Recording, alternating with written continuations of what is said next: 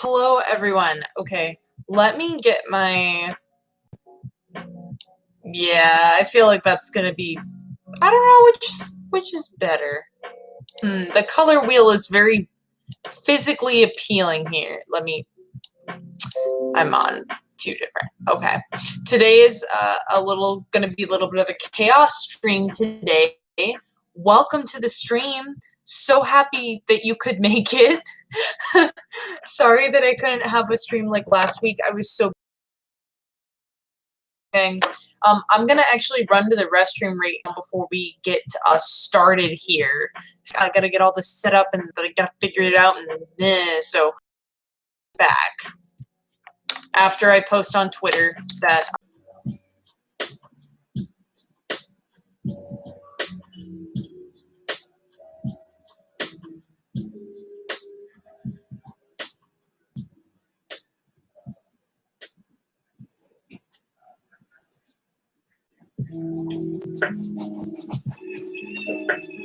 Yes.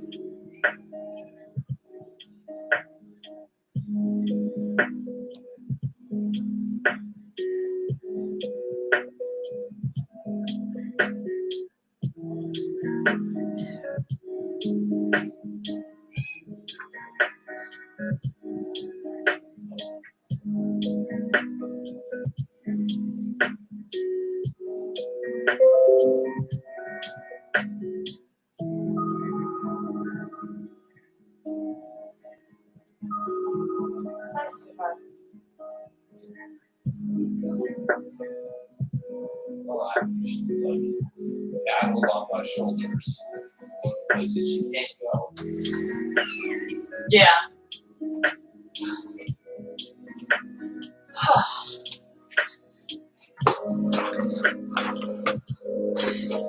Oh, ABG, stop it. I am back. That was probably the fastest. Whew, okay. I have lo-fi hip-hop music turned on because I figured that this is just going to be a very chill stream. Save for the chaotic energy, I also put on my little hat here. There we go. We're gonna be doing okay. Oh, thanks so much, Ace Wolf. Thanks for coming to the stream. I'm glad you're here. All right. It's been literally a month since I touched this project, so I'm just like, oh god, I don't want to. Oh, Uh-oh. Okay. Why aren't you responding, my friend? That's weird.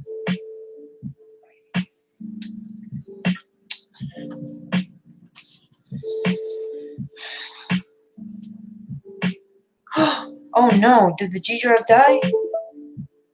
Is it? Oh, I just hadn't turned it on. I'm just stupid. Okay. All the files. I'm glad. Thank you. I know that this isn't as exciting as like our normal streams, but I'm just like, ugh, I have to get this work done. And I feel like it's kind of fun to talk about art sometimes too. Hopefully. I'll try and be as entertaining as I possibly can be. I'm probably just going to be crying about how I put myself into this situation where I need to finish an animated film within 10 days. So, awesome. Okay. Alrighty. Stella may or may not come in at certain points. She has been, she kind of comes alive in the nighttime, you know? She's like that Drake song, so... What was it? Oh my gosh, what is the one? Okay, wait. Oh, it's What's My Name with Rihanna and Drake. I'm gonna move this. Okay. So I'm just trying to get things opened here. So I think that I was supposed to be doing scene 14A, which is essentially... So the film that I'm working on here is called Phone Calls. And basically it is set... It's using the characters from Grunge. But it is set... Yeah, I was going to delete this, actually. I was not going to use that background. But it is set in a time that's not really covered during the grunge what am I trying to say? It's not really covered. It's kind of just barely glossed over. This is sort of a film that talks about the summer that Siri and Carmen, it's the summer between their freshman and their sophomore year. And essentially what happens is that Siri has to go to Florida to go to her dad's wedding, and he's marrying his mistress. And Carmen is left behind in North Carolina. And because it's the 90s and neither one of them have access to computers, they essentially spend an entire summer together talking on the phone to try and stay connected. So this is kind of like a precursor to their little love story that you see in grunge. I kind of think of it as like a really cute sort of companion novel. It's very slice of life. So if you see the full film, it's probably going to be, I'm not even going to lie here, it's probably not going to be like super entertaining, which I know is not the best way to promote your film. But again, I'm not making it to be like entertaining. I wanted it to be kind of like an intimate, just little slice of life drama piece. You know, I feel like we don't have enough films that are really slice of life, especially like animated films, unless you were to look outside of Western animation. So that's kind of my inspiration here. I think I'm gonna draw. So originally I was gonna show for this scene, which is 14A, we're kind of going through like a little bit of a montage here where Carmen is sort of getting more and more miserable at the idea of being separated from Sari. So like she's out with Candace and she's out with Brandy, and she's just like, ugh, I don't want to. She's just like spaced out because she just is so depressed about it. So what I'm doing here is I'm going to show her and Candace and Brandy actually like having a picnic in the park, and Carmen is just like zonked out, like she's not paying attention. So I got some grass brushes somewhere a while back. I think that I got them off of DeviantArt. I could be potentially wrong. They're definitely not mine.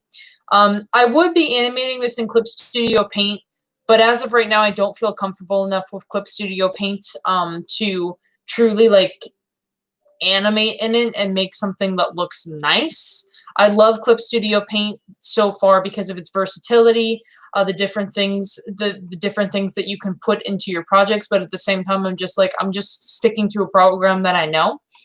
So I'm doing something that is a little bit, I think, untraditional these days, and that I am not using a actual program to animate. Like, I'm not using TV Paint. This is literally Fire Alpaca. I would highly recommend not animating like this and actually learning a software when you can, because this is painful. This means that I have to design all the artwork by myself, and like I have to physically kind of, whereas with softwares, that is my cat, I think. Whereas with softwares that kind of allow you to use more, use things like, oh my god, what the heck? Okay, use things like tweening and things like that so that you can kind of, make easy adjustments. You don't really have to like invest a ton of effort into, no, I don't want a canvas. I would like a layer, please. Okay, excellent. Whereas a lot of softwares kind of would make you not invest like a lot of effort into tweening, into kind of making like micro little adjustments to the characters. The problem with drawing each frame by hand is that I have to physically animate that into frame. So what I get is something that can look really beautiful if I put a lot of effort into it. Like, it looks very smooth. It looks kind of like picturesque. It looks pretty. The opening scene to Phone Calls is honestly one of the prettiest things I have ever animated, and I'm so proud of it. Just like where you see the waves. If you guys check it out on my Vimeo, I shared it a while back. In fact, I'll put it in the chat here so that you guys know what I'm talking about. Because I feel like I'm just talking about things, and I know that a lot of the people joining tonight are my subscribers, but I love you guys. I just realized that because the stream is public, there might be somebody else here that maybe doesn't understand. So I'm just going to drop the video in chat so that you can see. But it took forever to animate the first 5 scenes to this, because I was trying to, so I had to look through and figure out, like, how does an ocean move? which, you know, is just kind of stupid. It moves in waves. Um, you would think that that was obvious, but yeah. So this is what I'm referencing. So yeah. And the thing with this film too is that I'm making it almost entirely by myself. Pretty much the only other people working on this film are voice actors. I didn't necessarily have to do this by myself, but because of how busy I was this summer, I was considering taking on like somebody that could actually be like a background artist while I just focus on animation. But the thing is that because of quarantine, because of how crazy life gets, and because of the fact that I was working another job, I was just, and other projects that I've been working on, honestly, I was just like, you know what? No, it's just going to stress me out more if I add another person to this. So I am going to go and I am just going to make it all by myself again, like I did with the animated trailer, like I did with all my previous projects. One day I would love to actually like learn how an animated film is made, and not just like make my own animated films. Um, kind of work like on an actual like production team. I would really love to be able to do that. I'd really love to be able to work in producing. I'm an entirely self-taught artist and an entirely self-taught animator. Ah, that's blending a little weirdly, but it'll help it look a little less streaky.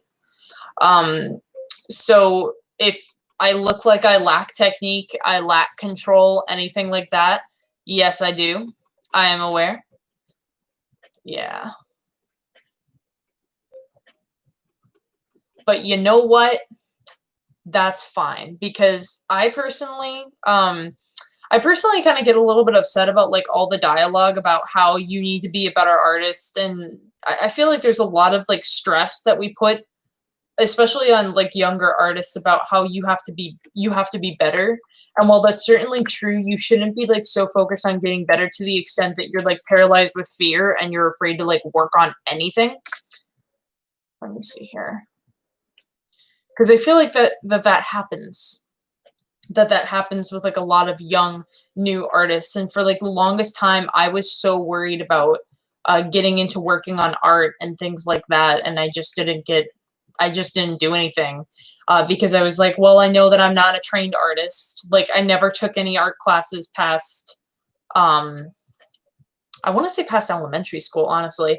I never took any art classes past elementary school, so I've been entirely self-taught. But at a certain point, I was like, would I rather just not do art entirely? And I was like, no, I'd rather like do it and have it be bad than just let it sit there and not do anything at all.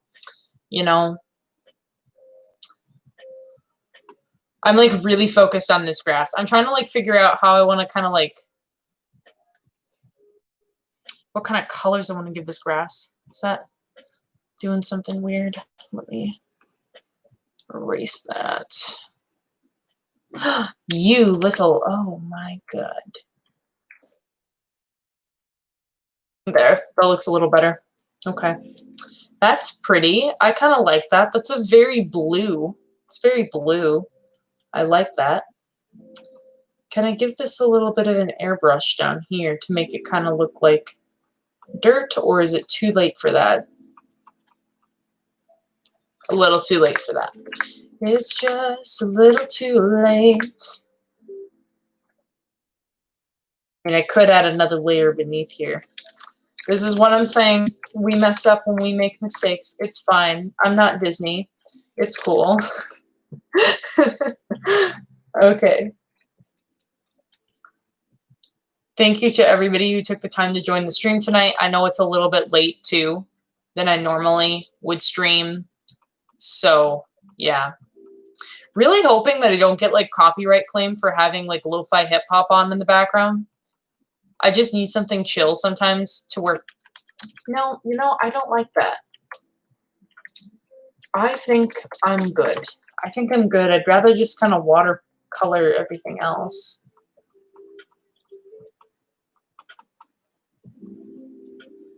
If I add a little bit of texture, maybe cut off. Yeah, that looks a little better, I think. Because then it looks like the grasses are starting from somewhere else. Whatever. I love how I'm like meticulously designing the grass, and I started the stream by like saying in a very panicked voice, I have like 14 days to get this film done. Technically, no, technically 10. I've got 10. I've got 10. I've got this weekend, and then I've got all of next weekend to get this film done. I am on, what we're working on right now is scene 14. So, yeah. Luckily, most of this movie is just talking. It's really only the end that I am kind of anxious to draw, because the end has like a lot more motion and action, because that's when they actually reunite. Spoiler alert. I'm kidding. So, yeah. Excellent. Okay. Beautiful. I love how green it looks. I love how like looks so bizarre. Okay, excellent. So we've got our one layer here. What I'm going to draw next is I'm going to draw like a picnic blanket here, because I want the girls to be on a picnic blanket. Because I don't know of any teenage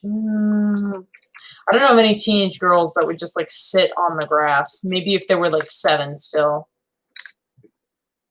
Like teenage girls are kind of like, nah, I need to not mess my outfit up, you know.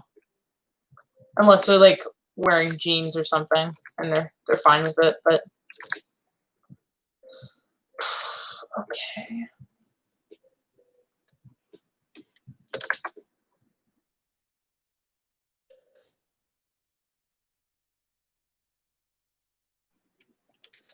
New.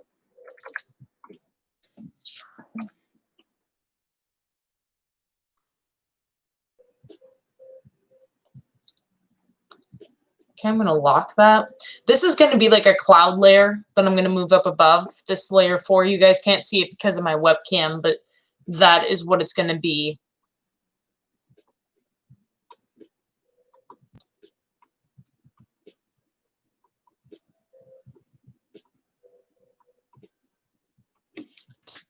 Oh my god. Yuck. That's gross. Still gross, but it's kind of got the aged look I want. And by the way, like, I'm still taking classes too. So like, I've started a full-time job. My old job, I should say. I went back to my old job because we're about to go head into our busy season here. You know, maybe I want something a little more peachy. I did not do myself a favor when I selected that outline. Maybe I'll do something a little bit rosy. Maybe I'll just go crazy with the watercolors tonight. Who knows? It worked for the Tale of Princess Kaguya. I say, I say jokingly. Excellent. There is also a possibility that the stream may drop because it is raining outside really, really bad right now. But I don't think that that's the case. How have I already been recording for 20 minutes and I'm still working on... This is why animation takes forever. I am literally just working on a freaking picnic blanket that looks kind of blah, but yeah, I'm literally like working on a picnic blanket. An ugly picnic blanket, mind you. Like, it is ugly. It's the ugliest picnic blanket I have ever seen.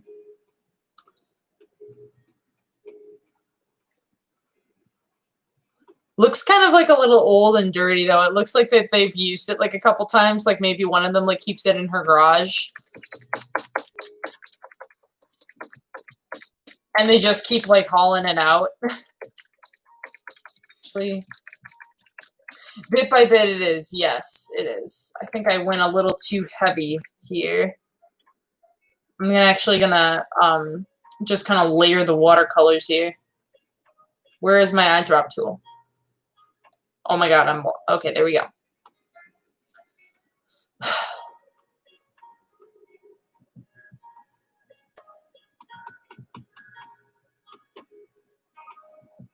Okay. Now that's kind of... It's kind of got the aged look that I sort of wanted to have. I'm not the type of person that's skilled enough as an artist to also include things like fabric folds. Like, I'm sorry, I can't. Other than maybe like a simple like t-shirt fold. Not my thing. Okay.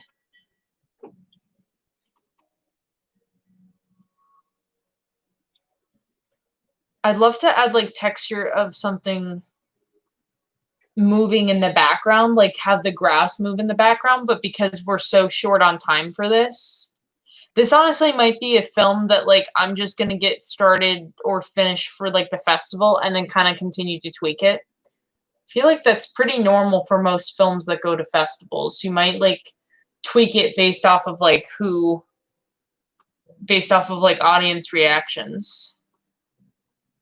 Oh no, that did not have the look that I wanted it to have.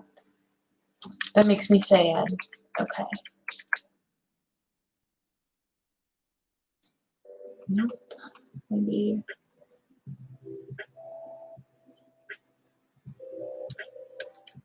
Ah, wait, hold on. I can't have it look like that anyways. Needs to be a full cloud so that it can show across the screen.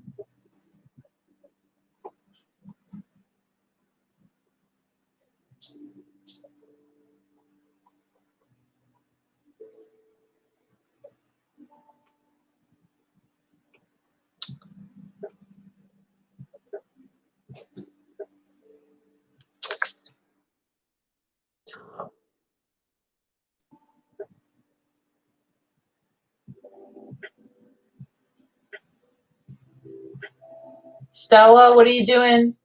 I think I can hear my cat doing bad things. You know what I can do here? So we'll do this to add a shadow.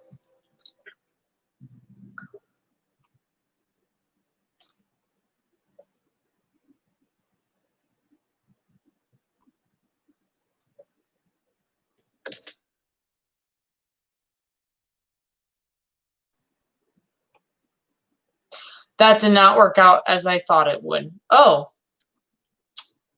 Okay, wait, that might be promising.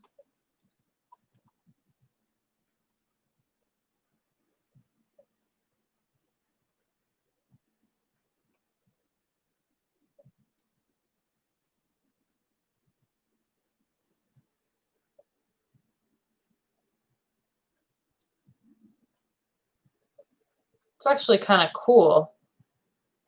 But does it work? The way that I want it to? Ah, yeah, here we go.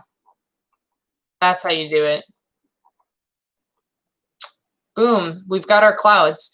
So you guys might not be able to see this because of my camera here, but essentially, in fact, I'll just move it really quick so that I can show you guys what I'm talking about. So how I animate when it comes to things like in the background, and again, I am not a professional animator. Like this is in case you're like seeing what I'm doing and you're like, oh, this is easy. Like I should give it a go. Like what I recommend doing. So what I recommend doing is I try to recommend people like start things like in the middle of their screen so that you can move things to the side and it can look a little bit better and it can look a little bit more even. Actually, I'm going to move this guy down here even because clouds are kind of layered. So because this way you can edit it if you're gonna like take this in Premiere and if you're gonna use like keyframes and things like that, this way you can edit it and kind of move it in the background here. Ooh, can I like have this? Oh, look at that, guys. I made something that looks a little distant, so I'm gonna call this distance cloud. I also try and like label my layers. Foreground. Actually, just FG clouds. This picnic blanket actually can be molded onto the layer below. So yeah, so essentially what's nice about this is that things can slide across the screen here. I can take this little back one and I can have it move at a different pace than everything else. So that's what I like doing with that. Now let me move my camera back. Excellent. Alrighty. Let me see here. I can't remember what this is for. I think that was for like my other concept for 14B, but I don't want to do that right now, at least. I will have to do it. So let me see here. So yeah, Candace and Brandy show up in here, so I gotta go through all my artwork and figure out where my girls are. Okay. Here you go. These are some character designs that I made when I was trying to like recruit people to help me work on this film. Background. Okay. Oh, this needs to be locked in place too. Excellent. And then what I can do is I can add a folder. This is common.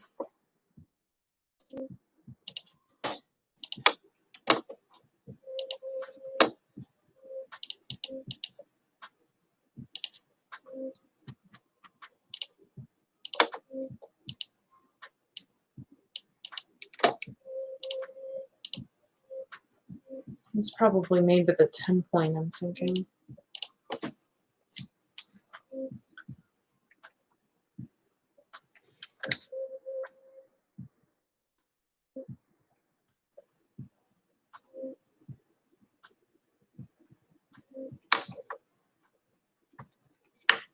Yuck. I can't change my line art. You guys might have noticed, for those of you who follow me on Twitter, you might have noticed that I changed my line art style so that it's not so chonky, because I really hate the chonky line art now. I love how like I'm making something in an art style that now I consider like a little bit old. Because I'm just like, I got so sick and tired of looking at chonky line art. So now what but because I'm kind of midway through production here, I can't just randomly change the style of my characters, otherwise that kind of stylistically ruins the whole film. But like what I do now is I kind of like try and make something like a little bit more uniform, like this, a little better than that, but like it looks a little smoother. There's like a little bit more contour to the face there. This is just chonky. This is chonky as hell. That's fine. Everything's fine.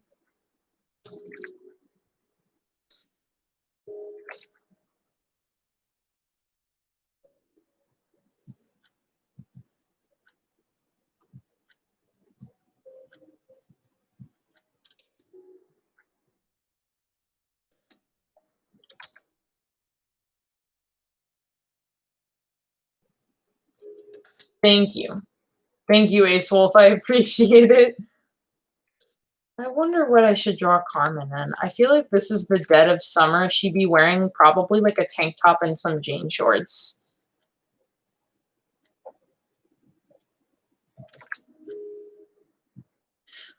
Normally people have like a little bit more time to work on animated films. Also, normally people aren't like me and just suddenly wake up with this idea like, hey.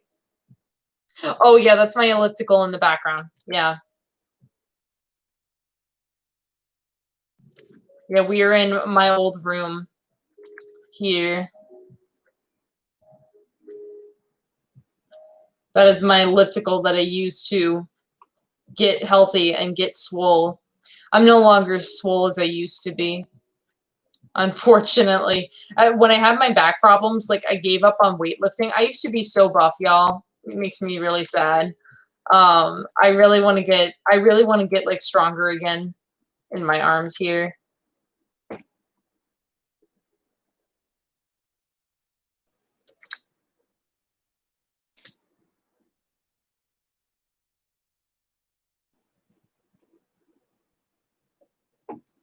No, you know what? I don't think I like that either.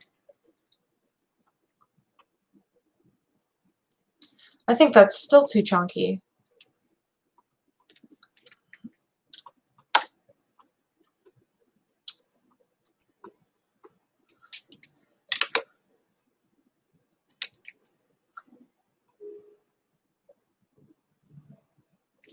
So you might hear me stressfully break out into a British accent over the course of this live stream, and for that I do apologize. I'm not British, not trying to mock British people. I just take on accents when I'm stressed. Lately, I've started talking like JFK from Clone High. It's really embarrassing. Like, I'll just be like, I don't even want to do the voice. It's like so embarrassing.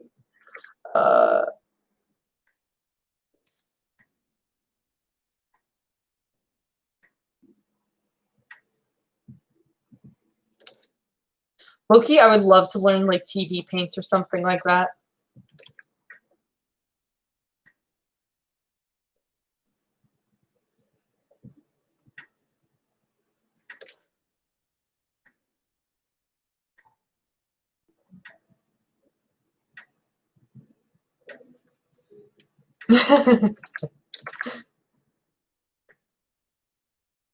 Oh my gosh, like how to do the JFK voice. Okay, like the I cannot deal with this. I cannot.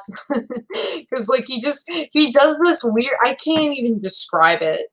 Like the JFK voice from Clone High is like so weird and it's so funny.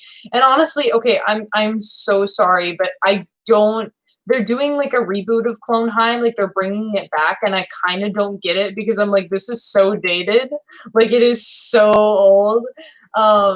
It's one of those shows where I'm like, I can see this working in its era when it aired. Um, but now I don't know anymore, you know? I don't know if they can pull it off unless they kind of change it, because the thing that I didn't like about watching Clone High, and I binged it recently, but the thing that I didn't like like about it when I was watching it was how Joan was so obsessed over Abe Lincoln, but Abe Lincoln like doesn't care about her, and like she's super hot and she's like really pretty and everybody likes her, and I was so confused as to why as to why she would be with Abe Lincoln, or why she would be into Abe Lincoln so much that she's like willing to sell her self-respect. But you know, that's just me. That's just very much like a product of its time, honestly. But like JFK, I love how JFK is like kind of a tool, but you have to love him a little bit, like at the same time. It's so funny. Yeah. Like, I figured that I was gonna come out of this like way super critical of JFK just because he's like the womanizer, but actually I thought he was a really, oh no, what did I pressed the undo button like an idiot. Oh no.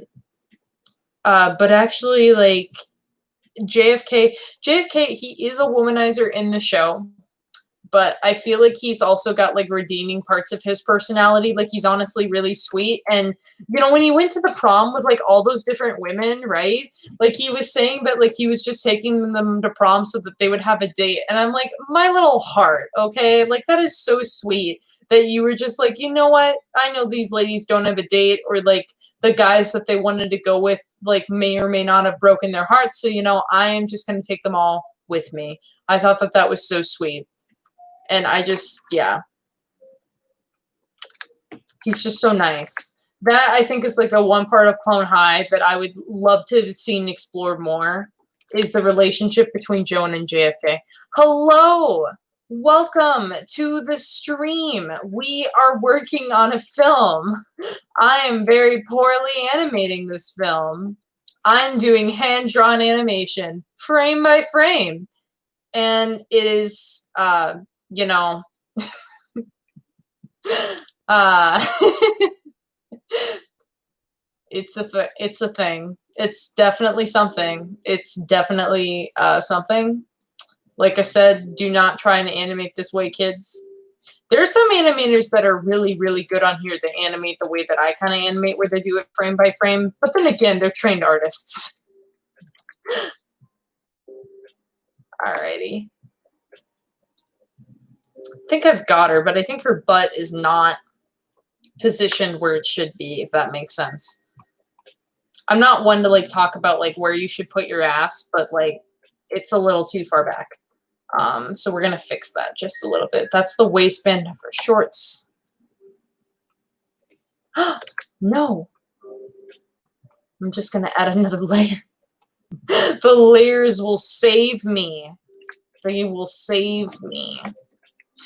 We also have so many games that we need to check out on this channel, not just Monster Sweethearts. But I got a link to a game that I'm hoping I'm playing this weekend. I unfortunately cannot show it ahead of time because it's got a little bit of an embargo on it, so I got to respect the devs there and the pub team on that.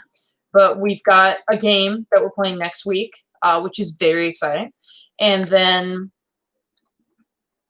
another developer reached out to me about their game, so I have to work on that one too. So I've got like a couple of recordings I have to do. I have so much to do. I'm probably honestly gonna take this next week to honestly animate every single night here. Let me see here. Okay, so she looks decent. She looks good. I'm relatively happy with that. We're gonna animate her hair and make it look really pretty when we do like her close-ups. So we'll make it look good. We'll make it look good, team. We'll do okay here. There are 5 people here. Welcome to the stream, everybody.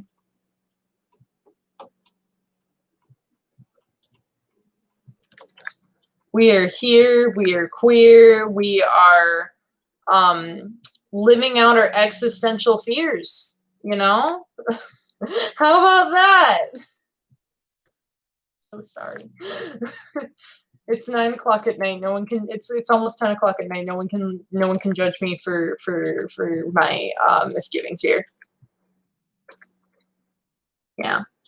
So this, by the way, like I don't know if I might have mentioned this on Twitter. I'm not quite sure, but I definitely have mentioned it in the Discord. If you contribute to my Patreon, by the way, like you can get access to a very special Discord. We are a tight-knit little group. We all have fun. You can just contribute like $1 here and there. It's fine. I'm not like super, but there's benefits that come with Discord, that come with joining the Patreon, and being a part of the Discord is one of them. And so I've mentioned this in the Discord, but phone calls was accepted into the Gilbert Baker. Oh my gosh, congratulations. I'm so glad that you're exploring acting. That's fun. Are you exploring like stage acting, film acting? Is it voice acting? I really wanted to get into like voice acting, but like I'm too afraid. I'm too shy. Which is funny because I have a YouTube channel, so you would think, no, you're not that shy. But it's like, I'm so shy because like all these other like voice actors, I feel like they have amazing microphones and everything. And I'm just like sitting here and I'm like, I've got my little blue snowball, which is, I do love the blue snowball, by the way, in case anybody is interested in like streaming or doing anything of their own. This is way cheaper than the Blue Yeti. It unfortunately is a omnidirectional, I believe that the term is omnidirectional mic. So it will capture sound, not just from, it's not going to capture sound in kind of like a, I don't know how to describe it, but this is the shape. It captures sound kind of in like a shape, like a, more about voice. Film theater is exhausting. That is, I feel that. I I think everybody knows here that like I did not have a good time when I was in high school theater. Not really. Not really. Yeah, theater is exhausting. Voice and film though, voice actors, they seem like the coolest people. Like I see Gray Delisle. I follow her on Twitter, and I see kind of the cameos that she does, and it's so amazing how she can just do the Azula voice, and she does it so well. And oh my gosh, she does so many different kinds of voices so well. Cree Summer, also very, very amazing voice actress. Okay, so I think that we've got Carmen's outline done. Now I think that we can do her colors. Hello, welcome to the stream. Welcome, everybody, welcome. Welcome to the stream. Welcome to the chaos. Glad you're down for the chaos.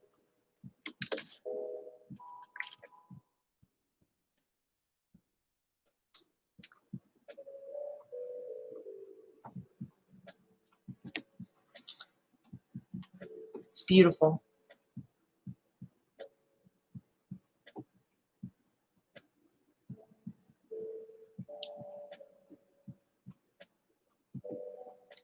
I kind of like how I did like this little sort of strand of hair here. It looks terrible because everything is mirrored, but I can assure you that if you mirror it back, from what I'm seeing here, it's mirrored. But I can assure you that it does look nice. Maybe I can, hold on, can I flip it horizontally so that you guys can actually see what it looks like? There you go. There, that looks normal. That looks fine. Doesn't that look nice? Doesn't that look pretty? I was like, oh god, what is that? Then I remembered it's mirrored. Okay. So I think that we've got Carmen's base done, which is great. Because I don't want to deal with this anymore. I'm good with the liner. I think that we're only going to be able to finish scene 14, 8 and 9. It depends. I'm planning on having the stream go for about 2 hours, maybe 2.5 if I can really get a lot of work done. If I can really get a lot of work done. Keyword, if.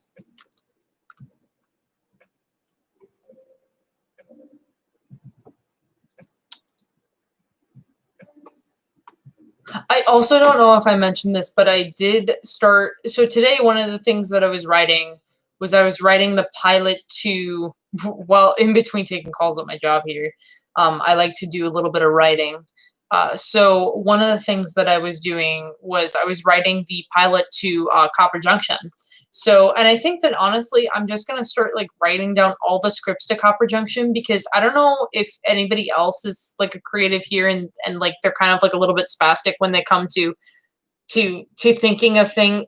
You know what I mean? Like you think of so many different kind of stories and then you just kind of like throw them all out there at once, or you draw and you draw and you draw, and then pretty soon you have like this collection of like discombobulated drawings and stories and you don't know where they go or where they belong. I have that with Copper Junction, where most of the comic is honestly in draft form. Oh no, the air and just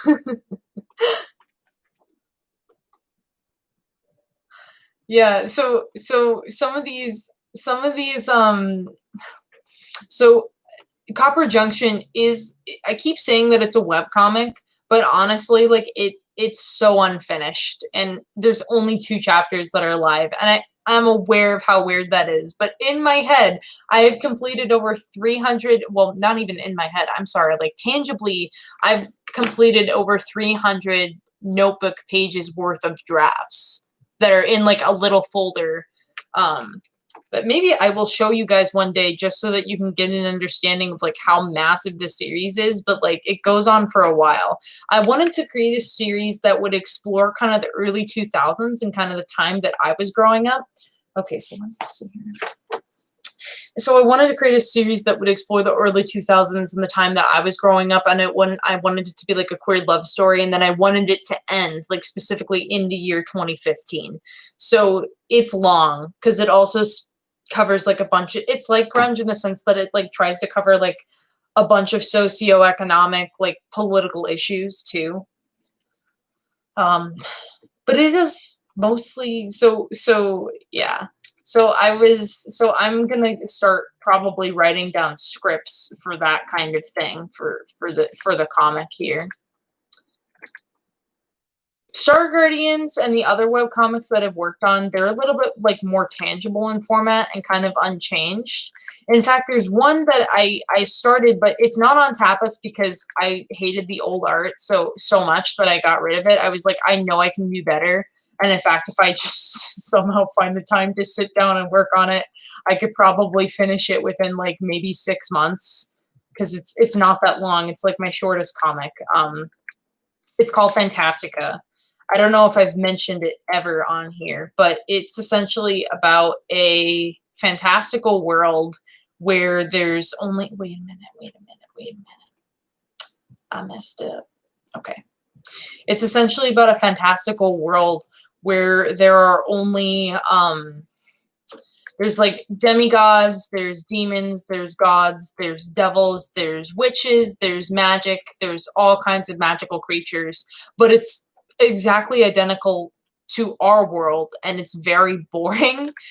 It's very much like a capitalist society, so it's like what happens when you put magical characters into a world and then you take all the magic out of the world? Like, does the world still retain a sense of magic?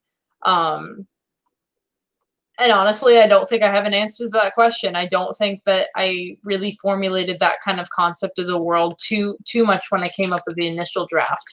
But what Fantastic It focuses on, it's a love story, and it's about a elf, and his name is Martin, and he is like this loyal servant to Santa. He's like Santa's personal assistant, and he's a workaholic, and he's grouchy all the time.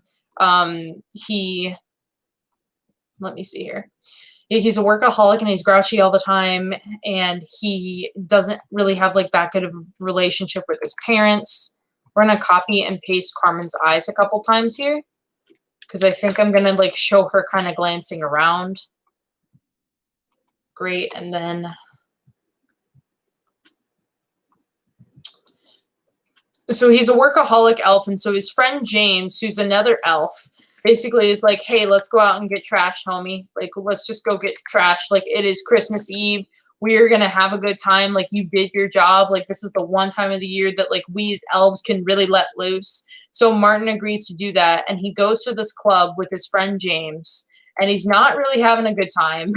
Because he doesn't have a good time. That's just kind of his personality. So he's not having a good time, and then he looks across the room, and there's this girl standing in the light, and she is beautiful.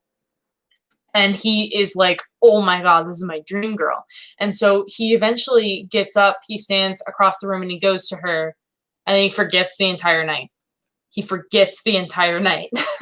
So he wakes up the next morning, and he's married to this person, and he realizes this is the person, this person that he thought was a girl wasn't a girl, but I should say they explain that they are a dryad, and what they are essentially is they're a gender fluid dryad. And so they're gender fluid in the sense that they switch a gender like every single day. And the whole concept of this, the whole thing with it is that the dryad is trying to find their true love because they have a curse on them.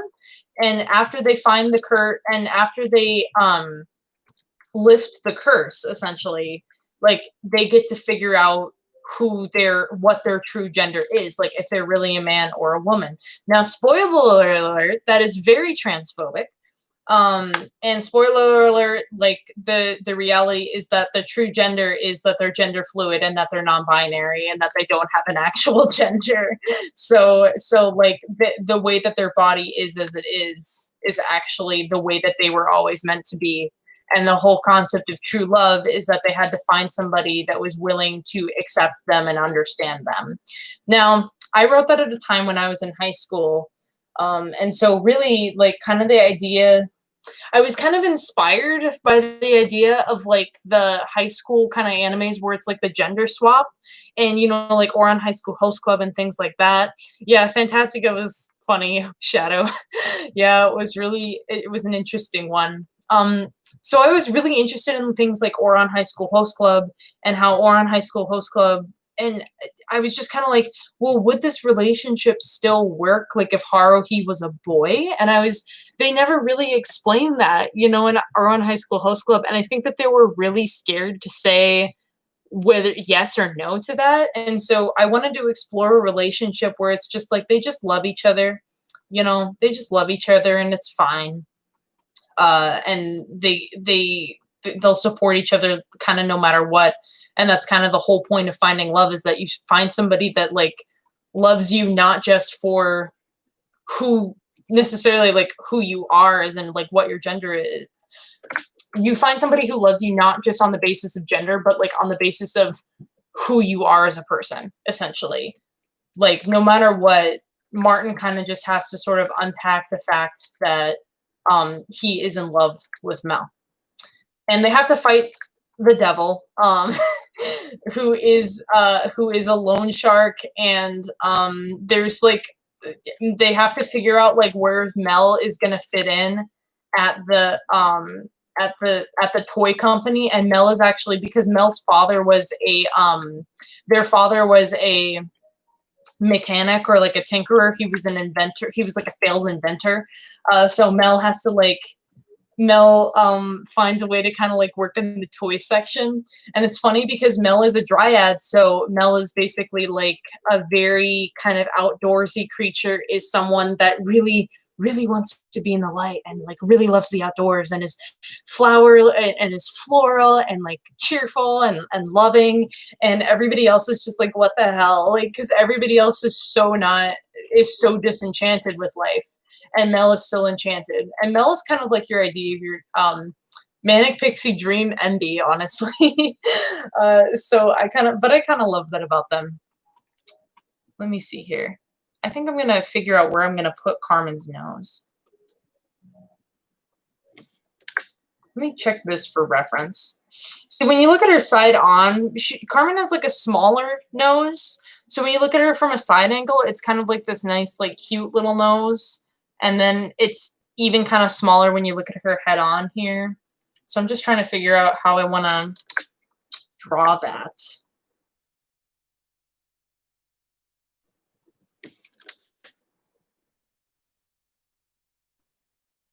Nothing I ever draw is perfectly identical. I'm not even gonna lie here.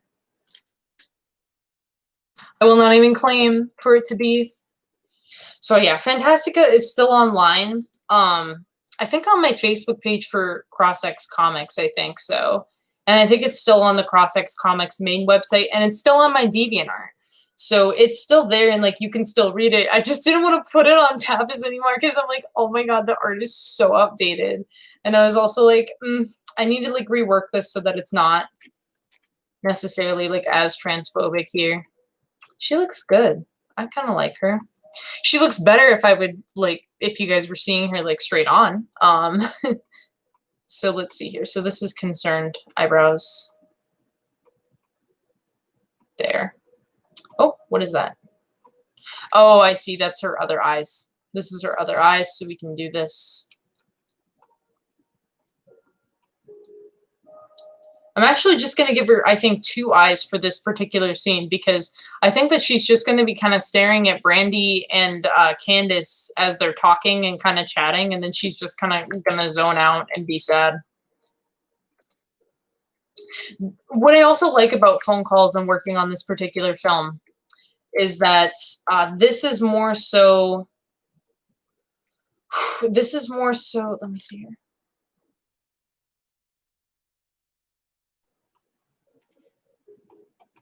Yeah, let me see. Yeah. Perfect. Okay, I'm going to move this eye set down here.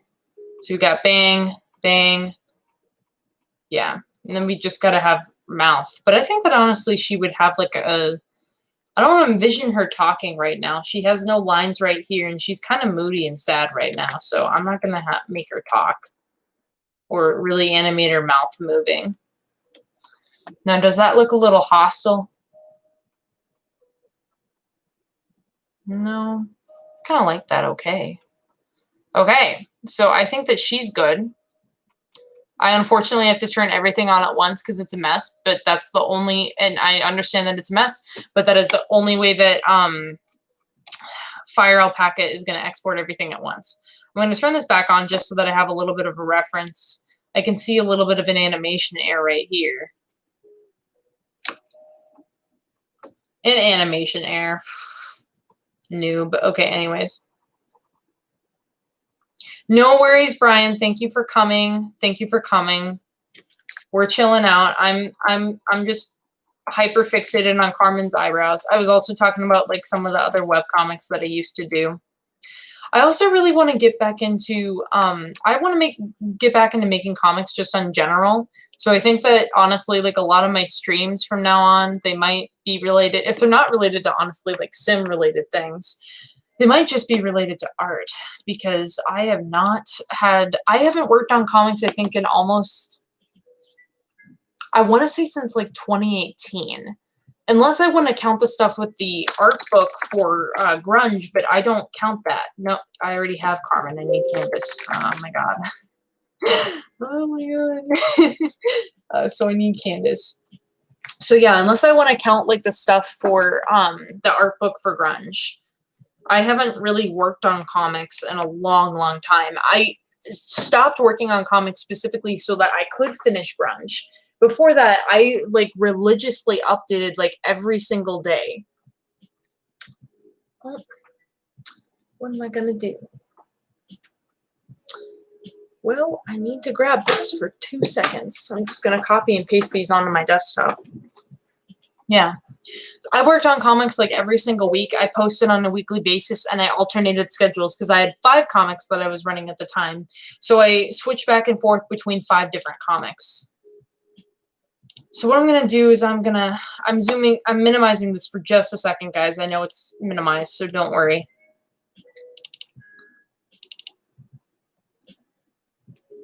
Brandon, Candace. Yeah, let me grab Candace here.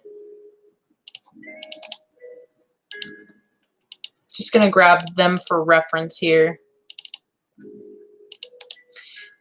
Because I've made so many videos for my YouTube channel, so now I have 2 hard drives now. So I've got a big hard drive. Let me see here.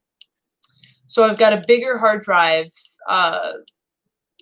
that I use just entirely for what am I saying? I've got a bigger hard drive that I just use entirely for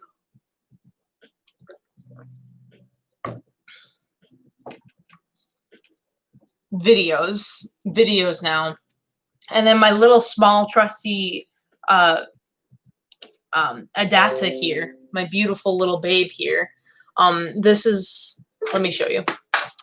This has been like a little hard drive that I've had for since I think I want to say I was about 12. My brother Bob got it for me when I was a kid, and it has lasted forever.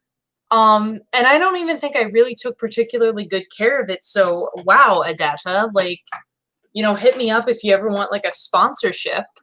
I don't know if any one of the 5 people on here work for Adata, but like, let me know, you know. But yeah, like, I've had it for forever, and it held up until just very recently, like just up until very recently this summer, it held absolutely all of my YouTube videos. It held my game dev, like the original files for grunge are still on that hard drive.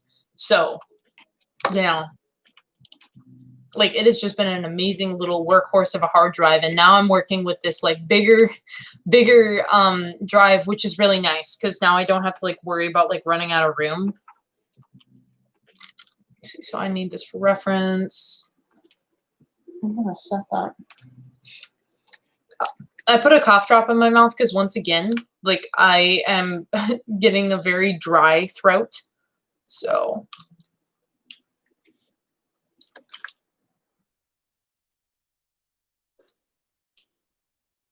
I gotta think about how I want to do Candace's hair for this. Ah, no, that's too big. Okay.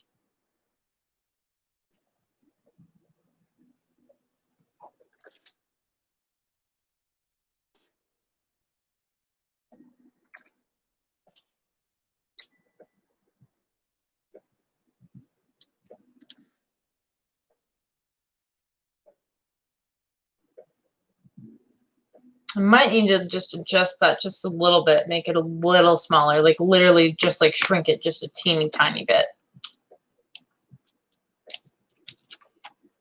Let me just compare her size to Carmen's. Okay, now it's like way more proportional. That's way better. You ever just have those moments where you're just like, you know, I don't think that your face is the size that your face needs to be. Today is one of those days. Yeah. Lovely. No. I don't know what I'll draw Candace in. I feel like she would have a beautiful, like, little summer sundress, like a little yellow sundress.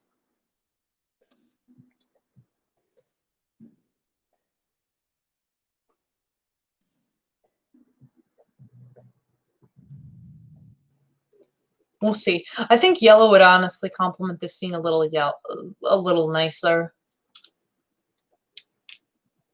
Maybe like a gold kind of sundress. Oh, that's cute.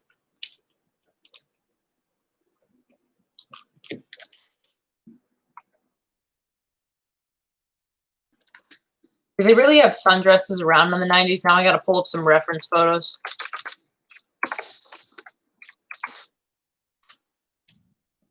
Oh yeah, they did. They had really cute ones. They had ones that were kind of like a tank top shaped. I see. They also had like a lot of square necks. So if I really wanted to make this kind of accurate to the 90s, she would have kind of like a spaghetti strap. I can't do chonky line art here. It's not going to do her neckline any justice.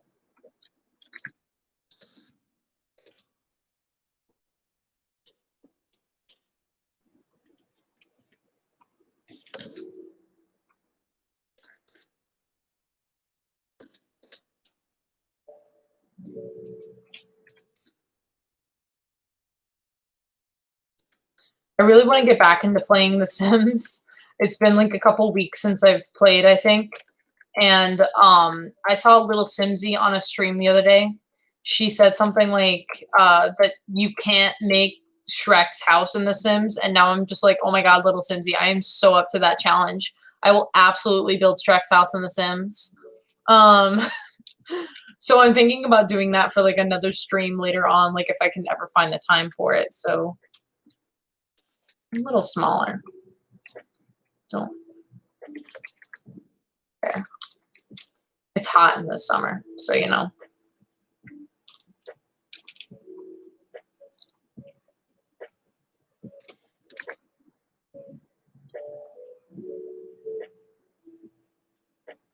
Like I said, I'm not good at fabric folds. Do not judge me. Do not judge me. I will cry. I will just be like, I'm doing this. I'm sorry. But like I said, sometimes you just gotta do things. You can't sit there and worry about whether or not it's gonna be good enough. I mean, obviously there's like situations where you should actually worry about that. Like, for example, if you're a white person that's like writing a black character, you should really be concerned about doing that character justice, you know, and be very careful about how you write that. That's like a type of a situation where I'd think that you should be certainly careful, a little bit more cautious, a little bit more cautious in terms of how you construct a story.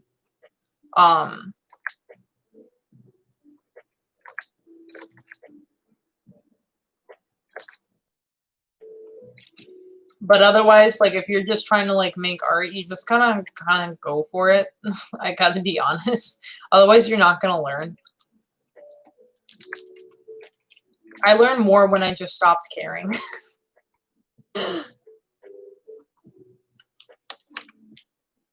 So my advice to you is to stop caring, but recognize when it's critical to care, which is very generic advice.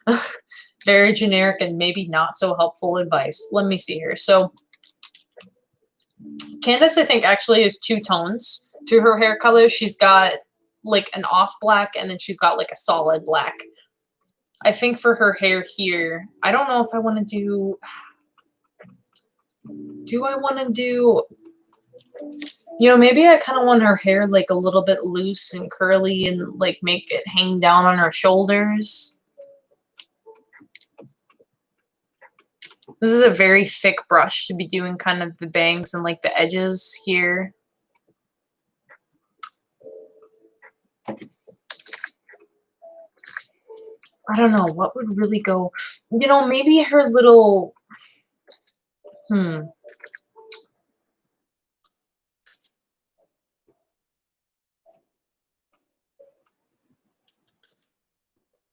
That looks bad. Do a little bit of a looser. Kind of show the texture here. I like actively try. I think I try harder on Candace's hair than anybody else's hair in grunge, honestly. Like with Carmen, it's pretty much like straight. With Sari's hair, it's like I literally just do this. Oh, sorry, you can't see. I'm just like, yep, there we go. Here's Sari's hair. There you go.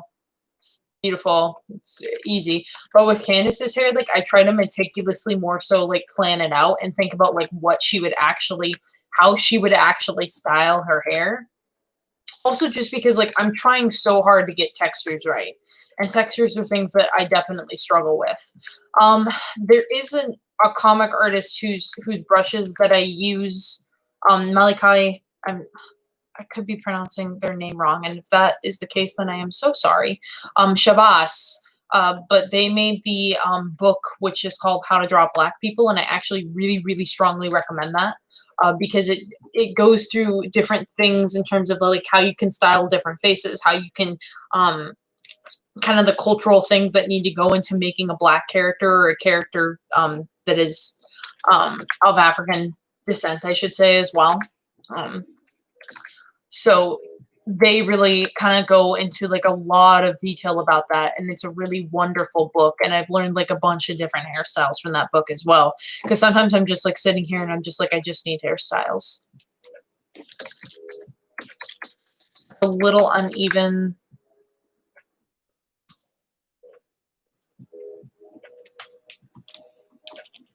I'm still like not the best of artists, but like I actively do try really, really hard.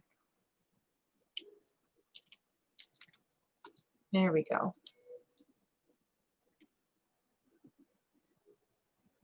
I'm thinking.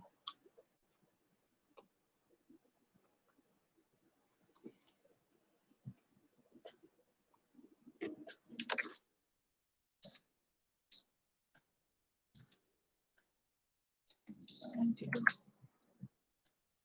some like kind of baby hairs maybe. I'm aware that this pen might be a little bit too chunky, but I also don't want to spend like a ridiculous amount of time on her hair.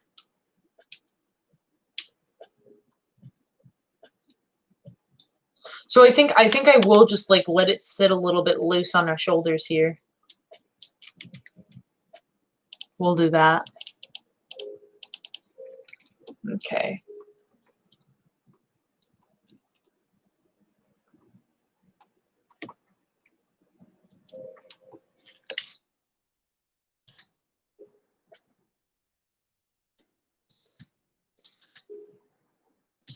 Actually, we'll do it maybe like this a little bit, so that it looks a little bit more curly. Now, I'm not sure kind of like what texture you would call Candace's hair. I'm not sure if it's like 4C or 4B. I don't think that it's necessarily 4C. It's kind of hard because I don't really go too much into detail with like how curly her hair is. I'd like to narrow down that aspect. I would really like to sit down and kind of draw that in further detail someday.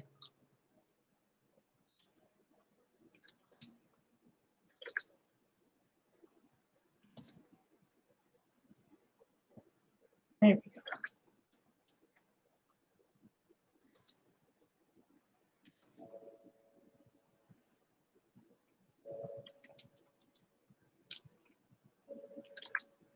Can I just add a little bit of, there we go. There's also like another person on Twitter that was selling some really cool black hairstyle brushes. Like they had one for like box braids, and I was like, oh my god, lifesaver. I suck at drawing braids, y'all. Like the one thing that I really, really hate is braids, and it kind of sucks because like I have a character Dwayne, and he mostly just like kind of wears his hair. He either wears his hair in cornrows or locks. He has long hair, and he's almost always seen it in either cornrows or locks. I think for the game Grunge, I put him mostly like in locks because the thing is that at such a small scale, I couldn't show his braids in the detail that I wanted to.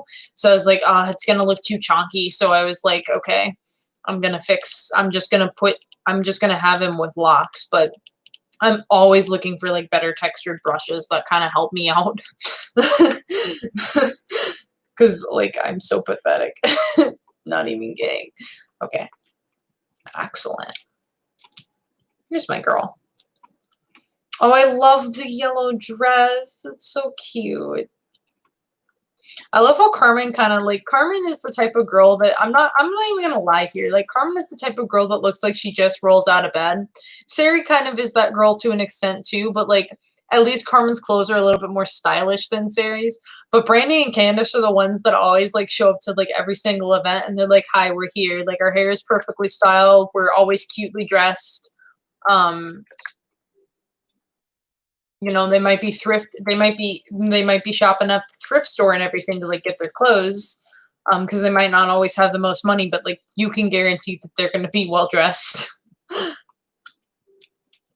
Whereas Sari and Carmen are like the kind of people that they're like, I just found this shirt like on the floor of my bedroom and I think it smells clean, so I'm just gonna wear it.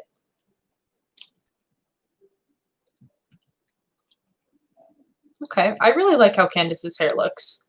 Maybe a little bit too much up at the top here. Let me just go ahead and... Yeah, just a little bit too much up at the top. I kind of like the fact that her baby hairs are so neat, but I feel like there's too many flyaways here. I'd rather the flyaways be like a little lower down here. Yeah, there we are. That looks a lot nicer.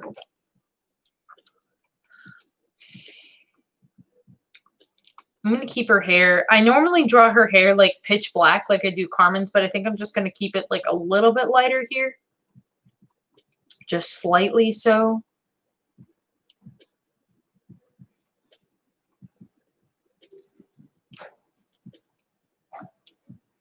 She looks adorable. I love this. I'm so sorry that you only appear for like 2 seconds in this film, sweetie. I will promise if I make another film, I'm going to put you and Brandy in the spotlight. I promise. Maybe we should put like flowers on it. How do the flowers look? They look tacky and obviously like a thing. Okay, so we're not going to put that on.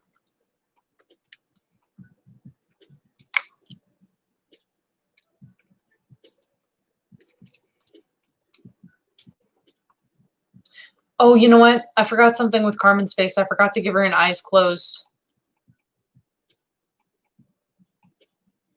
Hold on. We'll draw that really, really quick.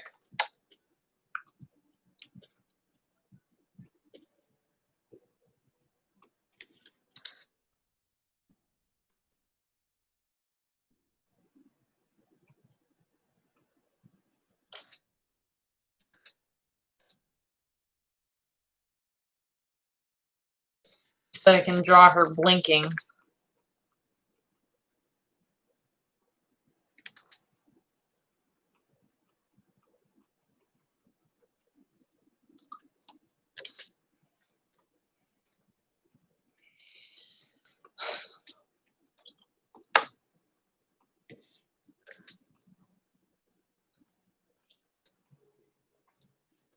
The thing about like if I was to do like another movie and if it was based on like Brandy and Candace, I would have to find like good voice actors for Brandy and Candace. I'm fortunate enough that the person that like has Sari's voice, that actress, like she honestly like she pulls off Sari's voice so well. When you guys hear the final, you guys have seen like probably like the first few minutes of the film if you caught the part that I put on my Vimeo.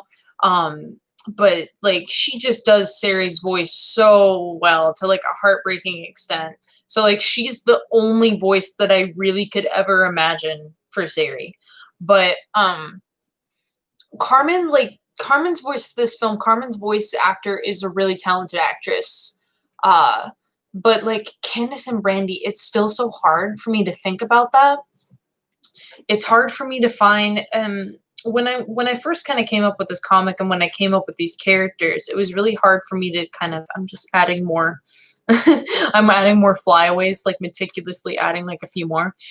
It was kind of hard for me to like find voice actors and everything. I remember, and I've mentioned this on Twitter before, but I remember that I was trying to cast for my music video, which is now redone on my channel, YouTube channel. You can watch it. It's the Imitation of Life music video. The Imitation of Life music video was supposed to have way more cutaways. to the characters talking, and to like Freddie and Dwayne like having conversations about their life.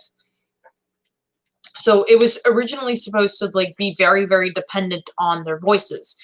And I think in the version that I first put out, Freddie talks to like some of his coworkers at work, but in the version that I just redid for the channel, like there's no talking at all. There's only like sound effects from Freddie's voice actor.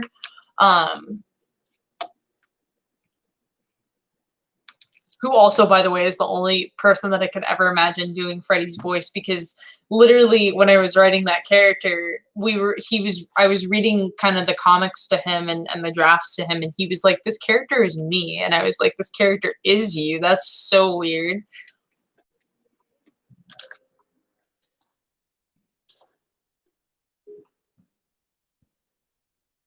So she's going to be a little bit more joyful here. She's actually enjoying herself. She's having a good time. But anyways, like I could not find a voice actor for Dwayne. I was looking everywhere for Dwayne. And I posted on my university's. So I was really terrible. I was not internet savvy back then. I'm still not internet savvy. Like when I went to Kotaku, I'm going to be completely honest, you guys, I didn't know what Reddit was. Not really. I was like, Reddit is a site where bad things happen. And that's pretty much like my only understanding of Reddit. I was like, it's a forum area where people voice opinions, but I didn't know anything about Reddit. I still don't know anything about Reddit. I'm still afraid of Reddit. I just thought that Reddit was a scary place. So I'm gonna voice over here. So I didn't know anything really about like searching for voice actors. So I was just trying to find like local university actors. But the thing with Dwayne is that Dwayne is a Black character. And so I was like, I very much wanted to find like a Black voice actor for Dwayne's character. And I could not find one, but there were like guys that were like white, and they were saying, oh, like I can try to do like a Black guy's voice. And I was like, what do you think this is? Like the Cleveland show? Like, no, like no thank you. No thank you. No thank you. No thank you. No, please don't do that. Please. Like if somebody, and this goes to anybody that's like trying to be an actress out there, if there's somebody that says very specifically that they want like a Black actor for a film, something like that, or if they want like somebody who's Polynesian, if they want somebody that like, you know, if they want somebody of a certain demographic, they really do genuinely want somebody of a certain demographic. When the casting actually is open ethnicity, it will say open ethnicity, but like otherwise, please don't. It was really awkward. The first time, like the first voice actor that did that, I was like, no, thank you. Like it's really important to me to like make sure that like the people that are playing these characters like actually know what these characters' lives are like, not just try to present like some falsehood, like weird ass. I don't even know how to process. I was like, no, thank you. But I was like, it's really important to me that somebody is actually able to represent these characters rather than just kind of like present their idea of what they think like how a queer Black man behaves. And I was just like, you know, that's, yeah, I was kind of like, it's, I'll keep your information for like future, future, you know, videos if I ever do choose to do them, because I was planning on another animation at the time. And then I got another from a different actor, and then I was like, okay, there's a problem here. I was like, it's not even necessarily, and I understand to an extent, because I'm like, you know, like I know it's hard out there for voice actors. I know it's hard out there when you're trying to like get everything going, and you're trying to make sure that your life, you know, gets off the ground and everything, and you want to get your career going. But not listening to casting requirements is probably like the fastest way to not get any responses, because then people are just like, oh, you just don't listen. Also, please don't say that you're going to try to imitate anybody's voice. That's racist. Please don't do that. Please don't make somebody be on the receiving end of that email. Please don't. Please don't. Thank you. I hope that I never come across that again. Ever again. Ever again. Ever again. Like, I'm not even kidding. I hope it never happens again. Because then I might actually have to, like, start lecturing people about it. But, so that's why I'm saying it now. Please don't ever do that. Please don't. So, yeah. So, yeah. So, I have to kind of go into more effort in terms of, like, finding casting for, like, Brandy and Candace. Because their voices, I think, are a little bit harder. Like, Brandy, I kind of imagine, I don't even know how to really describe, like, Brandy's voice, but I'm like, Brandy, I kind of imagine sounds like bubblegum, which is not descriptive, does not tell you what you need to know about that character, does not tell you anything, but that's kind of how I imagine her to sound. She just kind of sounds a little bit, like, squeaky, like, which is why it kind of, like, is a little bit funny when she gets, like, really angry and, like, really annoyed at certain characters. Just kind of me in my head while I'm writing this. It's just kind of funny to sort of hear her voice. Candace is just very gentle, very soft spoken. When she is angry, I kind of imagine that she is still just so calm that it might not even register that she's angry. She is emotional, but she's just kind of like a gentle person. I mean, she is the healer of the friend group in grunge. She's a nurse. She's a mom. She's just very gentle and sweet.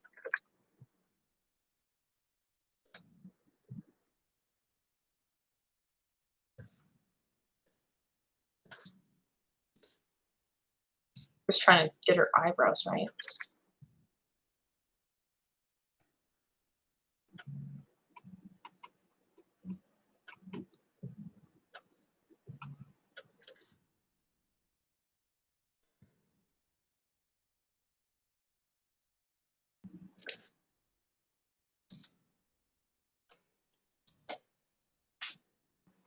So if anybody has got big plans for this weekend at all, I'd like to read about them in chat so that I can further distract myself from what I'm trying to do here.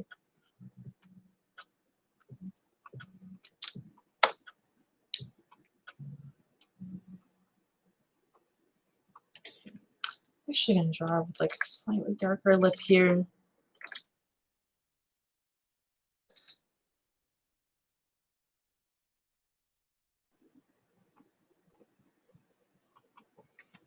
Any exciting plans?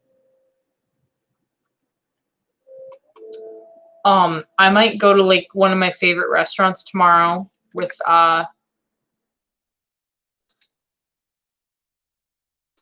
one of my parents, so that should be with my parents, so that should be fun.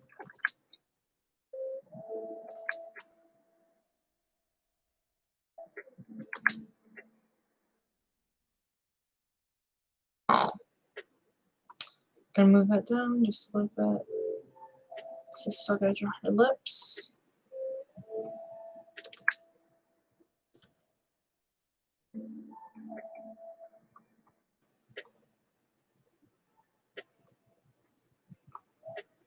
No, that is not right.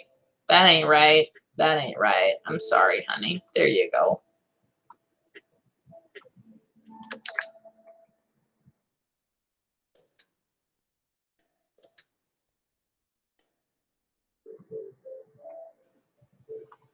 Feel so sleepy. I'm not quitting tonight until I finish all of scene 14. I'm going to be completely honest.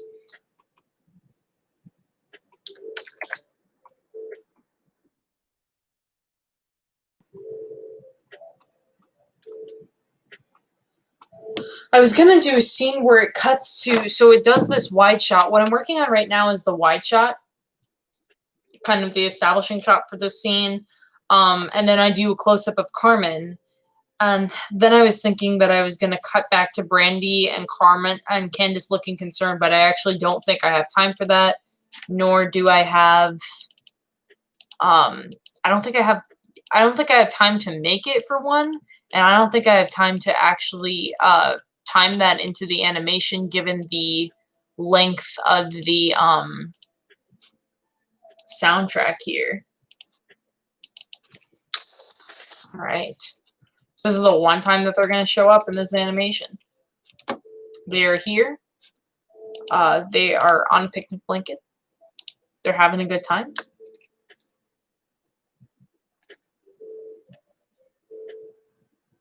I wish I could have more time to like add things like shading and make it really intricate, but I do not. I'm aware that some of this looks like it's made in MS Paint.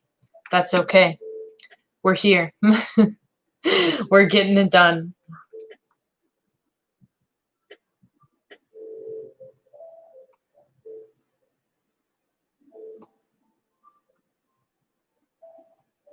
I don't know where my cat is. I haven't seen her in like hours, which is rare.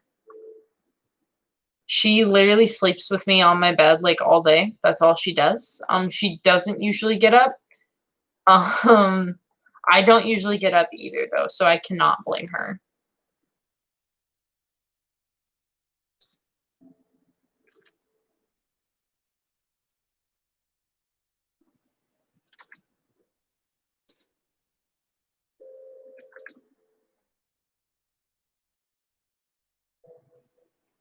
Now, what should Brandy be wearing? I feel like Brandy would be wearing kind of like some kind of tube top or like a crop top.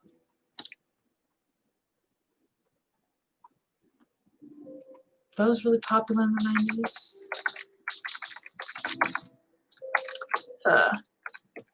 There's my water right there. Where did I put my phones? Back here. Oh yeah, they did. It was kind of like it almost kind of looked like a bandeau.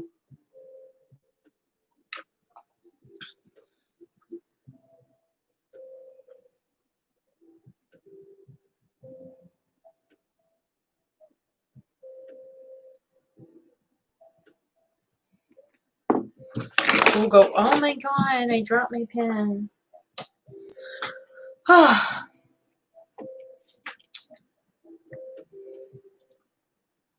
I could do something with stripes, but I have something against horizontal stripes. Like, I personally am physically affronted by the sight of horizontal stripes.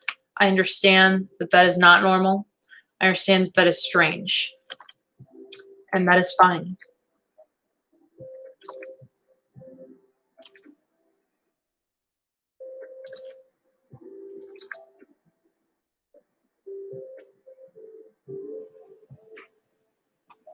You know, like maybe she would wear, maybe it wouldn't necessarily be the bandeau style. But I kind of,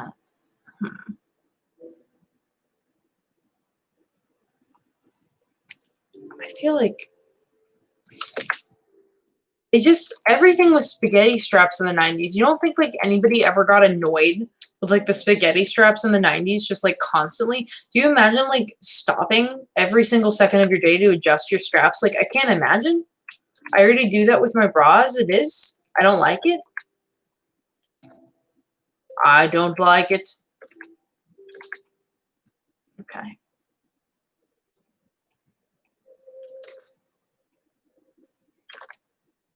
The lo-fi hip hop is making me sleepy. I'm like trying to resist.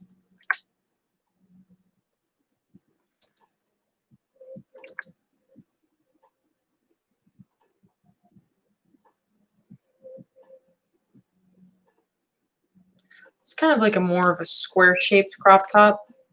So I'm actually going to kind of give her like a little bit of a wider silhouette. I normally do not do that for Brandy because I feel like she's the type of person that really likes form-fitting things. Candace, I think, is more the one that likes like the flowy sort of thing. Candace likes to feel like a Disney princess, whereas Brandy just likes to feel like a, you know, Brandy. She likes to feel like herself, I should say. She likes to feel like herself. So,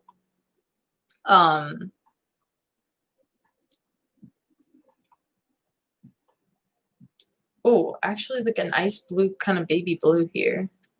No, but make it still look like jeans. But make it still look like jeans. Thank you.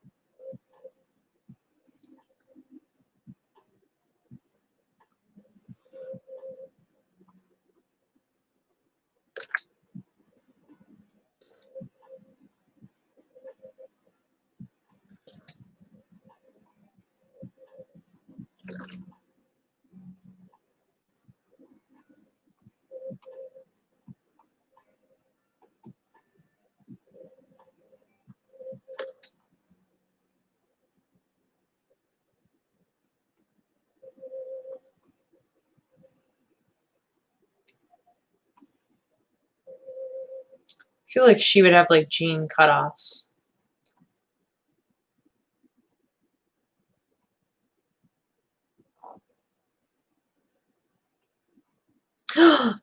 Brandy, what was that? Don't do that. Okay, there we go.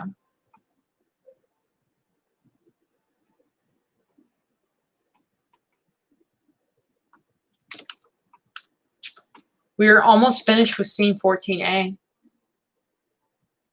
I think that this is why I stopped working on my animation so consistently. I was doing so well for a couple weekends, and then I just stopped, and I think it was because I knew that I would have to, like, draw a couple characters that, like, would not appear more than once in this film. But, I mean, the girls have other friends, so it would be weird if there was, like, an entire, like, film where it's just Carmen being sad and, like, ignoring her friends. I was like, I feel like Candy and Brandy would not stand for that. You know. Candace's hair looks so pretty here. Okay. Anyways.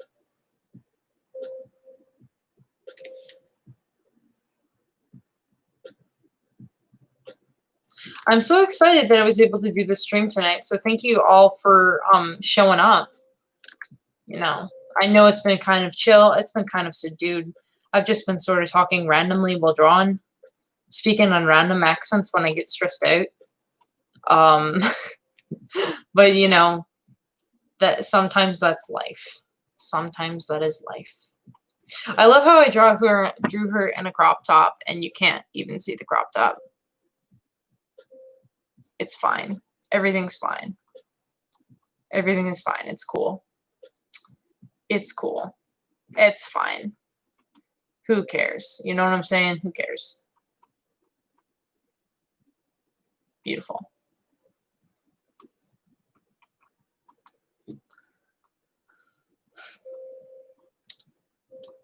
Okay. She has like the most highlighter yellow hair, and I kind of love that about her, but it also kind of makes my eyes bleed whenever I draw her. I was just like, I just want her to be platinum blonde. It's like, well, you did that at the expense of... Thank you so much. Much love to you back. Thank you. Yeah. I love how I made her hair highlighter yellow. And I was just like, I just want her to have platinum blonde hair. I want her to be like one of those blondes that has like the blondest of blonde hair. And I'm like, well, great. You did it. You accomplished. You got what you wanted. But at what cost? At the cost of making your eyes bleed literally every time you have to draw her hair. Ugh. I have to explore kind of like recoloring for her hair in the future, because I do kind of want it less like straw yellow. Straw yellow for the edges. I kind of just did that so that she'd have a little bit more color and texture. You guys might notice this with Sari's hair too, but Sari also has two different colors to her hair. She's got a darker outline here, for example. Then she's got like a little bit of a softer color, more reddish brown in the center. This is kind of like a dark, like burnt red almost. So for some of the characters, I try and give them like different colors to their hair. You might also notice that with Shang's hair. Shang's hair, I tried to do like a very soft kind of, you know what? No, I'm not going to do braids right now. We're not doing that. I try to give Shang's hair kind of a very soft and subtle sort of like blue color to it. Just to kind of like distinguish itself from like the black outline.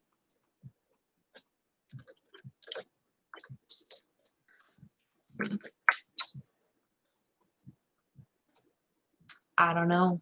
I don't know, my man. Okay, there we go. We're so close. I'm so excited. We are so close. We're so close. We're literally we're on the edge of glory, and I'm hanging on a moment of truth. I love Twitch Sings. That was so much fun to stream on there. But it's also sad that they don't have any Bon Jovi on Twitch Sings, which I was shocked and also a little horrified by. I was like, I get that you can't have everything. You can't have everything in this life, you know? But I just feel like Bon Jovi and karaoke is something that you should come to expect. They had Michael Jackson, which I was so surprised by, but like not Bon Jovi, which you would think that like Michael Jackson's music would be harder to get a hold of.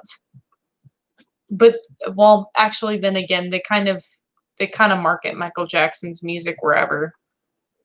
They got to get that sweet, sweet royalty money, but still.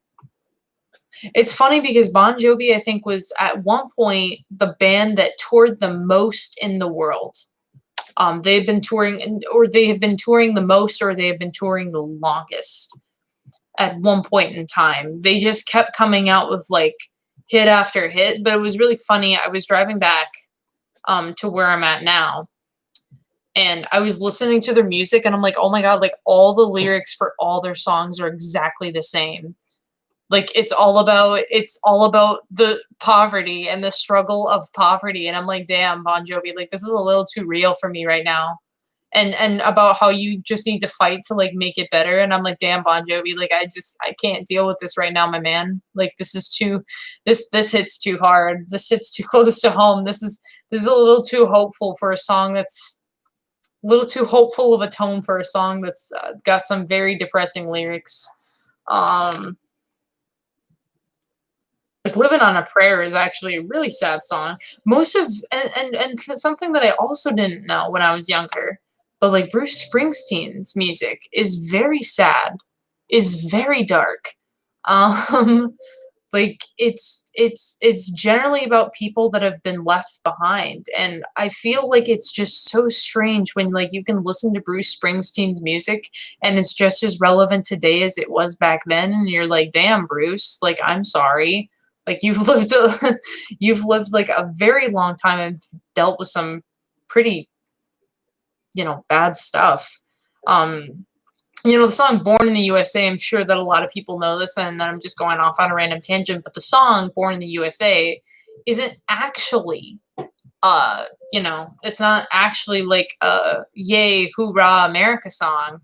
It's a song that criticizes how America treated Vietnam veterans after the war had ended, and how the government basically didn't get off their asses and help people that were struggling. Jobs were out. There's entire communities that were shutting down that like were begging for help, and they just never got it. And like even nowadays, I feel like there are people that are just struggling to get help that never got it. Bruce Springsteen is also not available on Twitch Sings. That's a complete tonal change, but like that is also a disappointment with Twitch Sings, is that Bruce Springsteen is not there. I forgot to do your like little clavicle.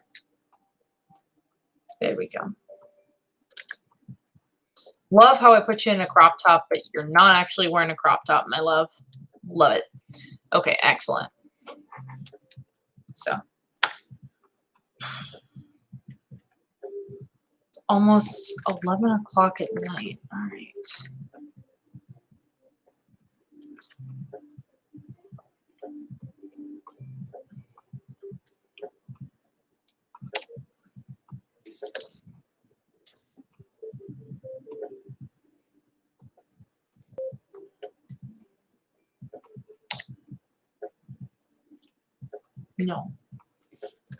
No, stop drawing. You're not ready to draw that yet. Why do you always do this? I always like lock the layer and then I try and like move on to like doing the nose. Oh, these are old. So these don't actually have Brandy's nose in them. Brandy, I think, has kind of the same nose shape as Carmen though, so that's fine. We've got this. Maybe just a little upturned.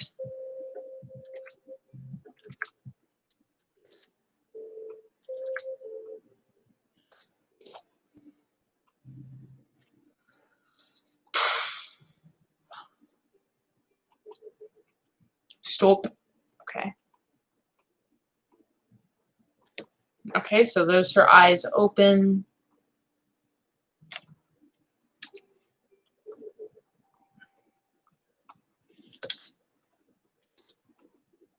I'm sorry, her eyes are not open here. They are closed. I apologize. It has been a late night. It has been a late week for me. I was working on another project like prior to um coming on stream here. So it's just been a long, long week. I've got another thing that I have to finish for class. So I've got actually like an archival image assignment that I'm working on. I think it's a no, I don't think that's actually a private link on my Vimeo. I think that you guys could watch it if you want. But it is about the history of the US adoption system. It's based on the book, and it's an archival image assignment. Essentially, like I'm just making a film from things I find on the internet, essentially. Historical images, historical footage and everything. And it's been very cool to like work on these assignments and everything.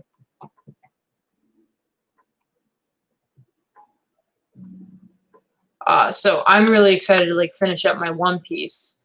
It's just gonna take a while. My mom wants me to come over and go shopping with her tomorrow and get some stuff. So I got to go out over and help her out with that.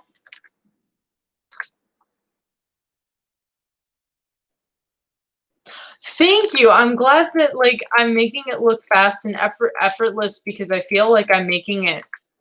I feel like I kind of overcomplicate things a little bit when I draw, or that I don't complicate things enough, and that it looks so simple.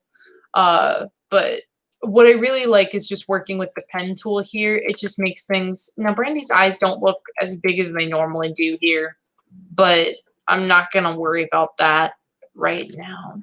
It's fine. Well, actually, no, I'll fix it. I'll fix it in a sec. I'll fix it. I'll fix it. Yeah, I sometimes I worry that like my art style is a little too simplistic, and like people have given me that kind of like as a compliment. They're like, it's so simplistic, and I'm like, thank you. I don't know if that's like supposed to be a genuine compliment or like a backhanded compliment. I never can tell. I just choose to thank people and move on. Because I'm just like, I don't know. I don't know. I mean, thank you, I guess. That's fine.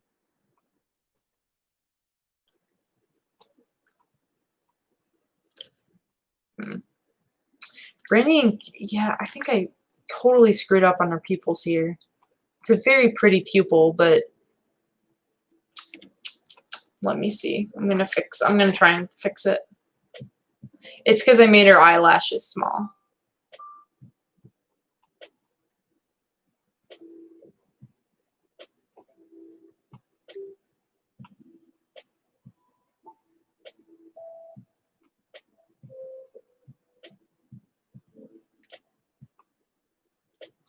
Thank you. Thank you. I'm glad to hear that. Yeah. Okay, there we go. I know that that is a little chunkier. I keep saying that word. But I know it's a little chunkier, but like it's at least more accurate to her character design. I might move her nose a little bit. I'm considering. I did a lot of like manga drawing when I was a kid. I had an entire book, How to Draw Manga, and that's how I drew for like years and years, although it was not proportional. But my brother Bob, he's such a sweetheart. I love him. He encouraged me, like, even if I drew something and like in retrospect, if it looked really bad, my brother would be like, oh my God. Like I remember drawing him a mermaid one time, and I was trying to like make like this beautiful, beautiful mermaid, and I showed it to him, and he's like, "This is amazing!" Like, it was so funny of him. But like my brother Bob was probably like one of the biggest, was one of the, like my biggest like encouragers for art. Okay, this is not. No, I'm so sorry. That's not nearly bright enough. Can I gotta add a little bit more color. Hi, I'm just going to make this window a little bit. Oh, that's the color mixing level, is it? Is it now? Yeah, how about that? How about that? That looks so much better. There we go. Maybe it's not blended as well as Candace's eyes, but like Candace's eyes, I think, are all kind of complementary. So not S. Ah, lovely. So cute. I kind of like her nose where it is. It's like a little high up in her face, and it kind of like gives her like this pinched, like sort of like prissy nose look. The funny thing about Brandy is that I wanted her to be kind of this character that everybody would think is kind of like a priss. Like you first see her, and like your immediate like instinctive reaction is that, oh, she's just got to be like this prissy little rich girl, and she just like has a foul. Honestly, I was thinking about this the other day, and I'm like, where did the idea for Brandy's character come from? And you guys remember the show My Name is Earl? Does anybody remember that sitcom, My Name is Earl? It was actually really, really sweet. It was about a man who essentially, I think his whole thing was that he was a criminal, and he was a bad guy. And for years of his life, yes, My Name is Earl. Like, for those of you that have seen the recent Alvin and the Chipmunks movies that came out, the guy that plays the Chipmunks' dad, that is the titular character from My Name is Earl. That's the guy that played Earl.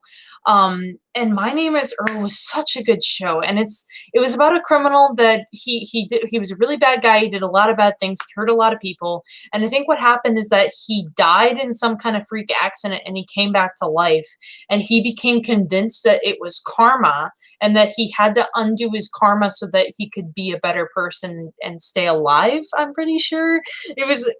I might be a little bit fuzzy on the details, but he had an ex-wife. And the ex-wife was like this gorgeous kind of like supermodel looking lady, but she was also a horrible person. She was like so Brandy is kind of like her, but like a more subdued and nicer version of her, because like she would always just be like, "What do you want, dummy?" Like every single time. She called everybody dummy, like every single time. And so I was just thinking about somebody that was like a supermodel, kind of beautiful, but also like a little bit. She's a supermodel, beautiful, but she's not like super classy. she just, but she doesn't care about that. Like she just kind of owns what she just kind of does what she wants to do with her life. And yeah. Brandy, though, is kind of a complicated character. I think that people might think that she's a little bit selfish and self-serving, but I think of her as honestly kind of one of the more selfless characters in the game. She certainly like selfishly pursues like her own needs and like her own desires. I don't necessarily like blame her for that, considering that everybody in this game like has some kind of desire. But Brandy does care a lot about her friends and taking care of her friends. It's kind of, oh my god, what the hell? Hold on, I'll clean that up. But yeah, so Brandy is based on the character. I think her name is Joyce. She's kind of loosely based on the character Joyce from My Name is Earl. Just that kind of idea of like the not classy, kind of mean, kind of really rude, like prom queen sort of lady. That was such a good show, My Name is Earl.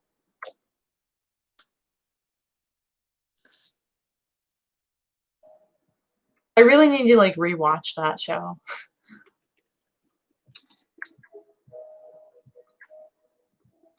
But yeah, I think of Brandy as generally a character that certainly like she has her own kind of needs, her own sort of desires, but she does care about her friends above all else.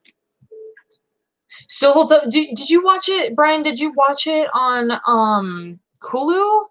Or I don't know where to watch it is the thing. I didn't go too deeply into like rewatching it. You know what the other cute one was by that same writer? They did the, oh my gosh, it's Raising Hope. Raising Hope, which was, okay, it is Hulu, great. Yeah, Raising Hope was the other one that same writer did, and Raising Hope was like a very cute story about a guy who was kind of a loser.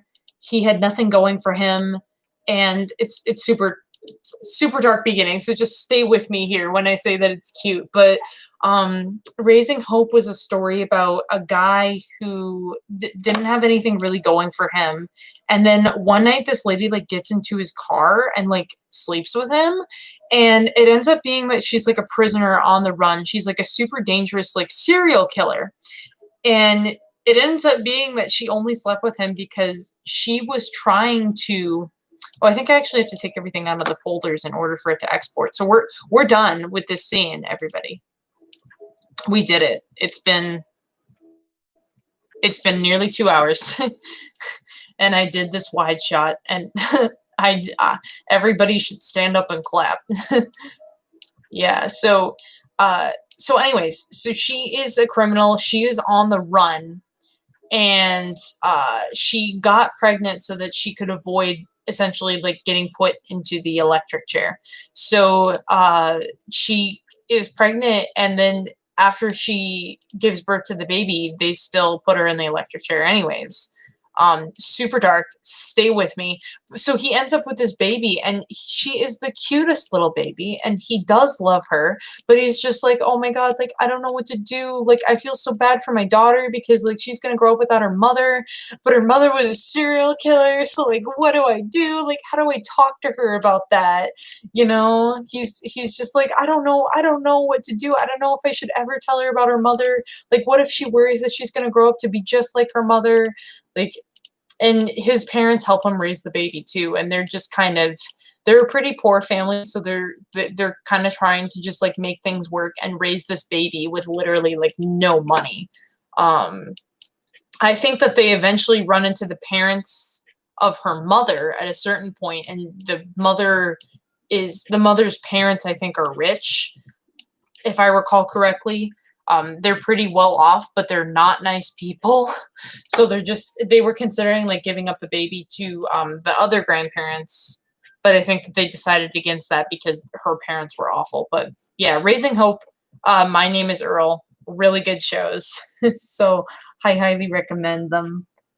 So yeah, so what I'm right now doing is I'm getting everything, all of my layers organized and outside of their folders, because what Fire Alpaca is going to do for me now that I'm in onion skin mode is that it's going to export everything as its own sort of PNG layer, which yes, is a lot of files and builds up quite frequently. So builds up a lot of space quite frequently, which is why I don't tend to make like a lot of, you know, I worry that people, no, it's gonna crash. Oh, okay, good.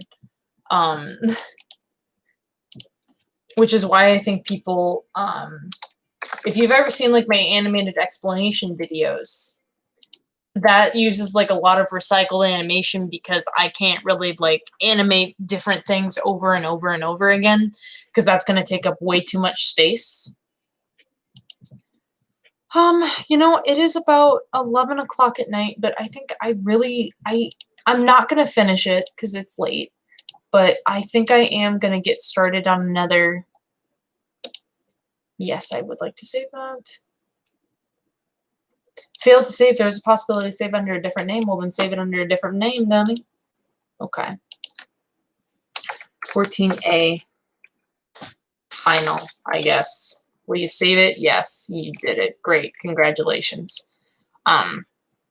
So now what I get to do is I get to do the same thing, but we're doing like a close-up, and we're going to do kind of a side profile. And I think I want to kind of animate her hair moving here. We'll give it a go. But yeah, so my animations for my explanation videos, like those little kind of like breakdowns that I do, that is meant to be very simplistic and look bad, because I don't think that I'd have enough space. It is not open in Windows. You're just being a dum-dum. Okay, fine. Whatever. Fine.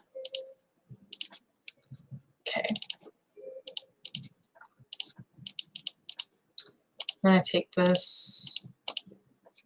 Oh my gosh, just put it down. Just put it down. Okay, there we go. So yeah, I try and like keep like the same things recycled over and over again. So this is kind of what I do when it comes to animating. If y'all have been watching closely this entire time, what I've been kind of doing is I've been kind of just like I layer different things. So what I do is I take it into Premiere, and then I layer, like, this is the mouth layer, like this is the eye layer, this is the eyebrow layer, and then I kind of go through and I cut it and I edit it accordingly. So that kind of gives it the sort of choppy, like not really sort of fluid animation look. But at times, like if I have the time to do like super detailed animation, it looks actually very, very nice. As you see kind of in the opening. I realize I'm kind of going back over things that I've already said before, but I'm just talking to stay awake here at this point. No, don't do that. Ugly, don't do that. Okay.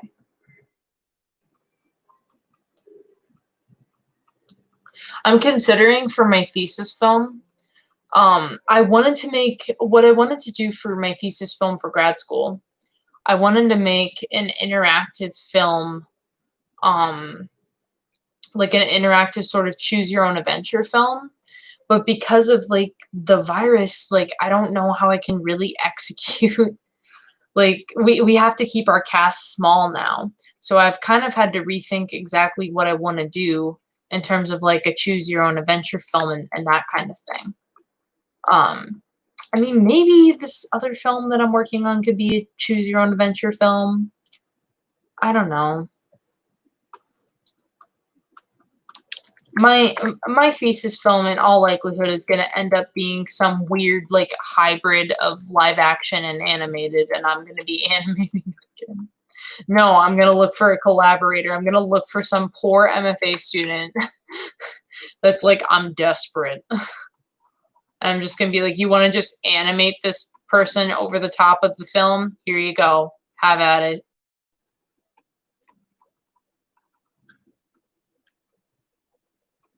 I'll try and find somebody that's desperate and just like needs some thesis film works. Because for my particular degree, we need to work on 3 different thesis films in order to graduate. You know what? I don't want that. So that's a lot of different films. That's a lot.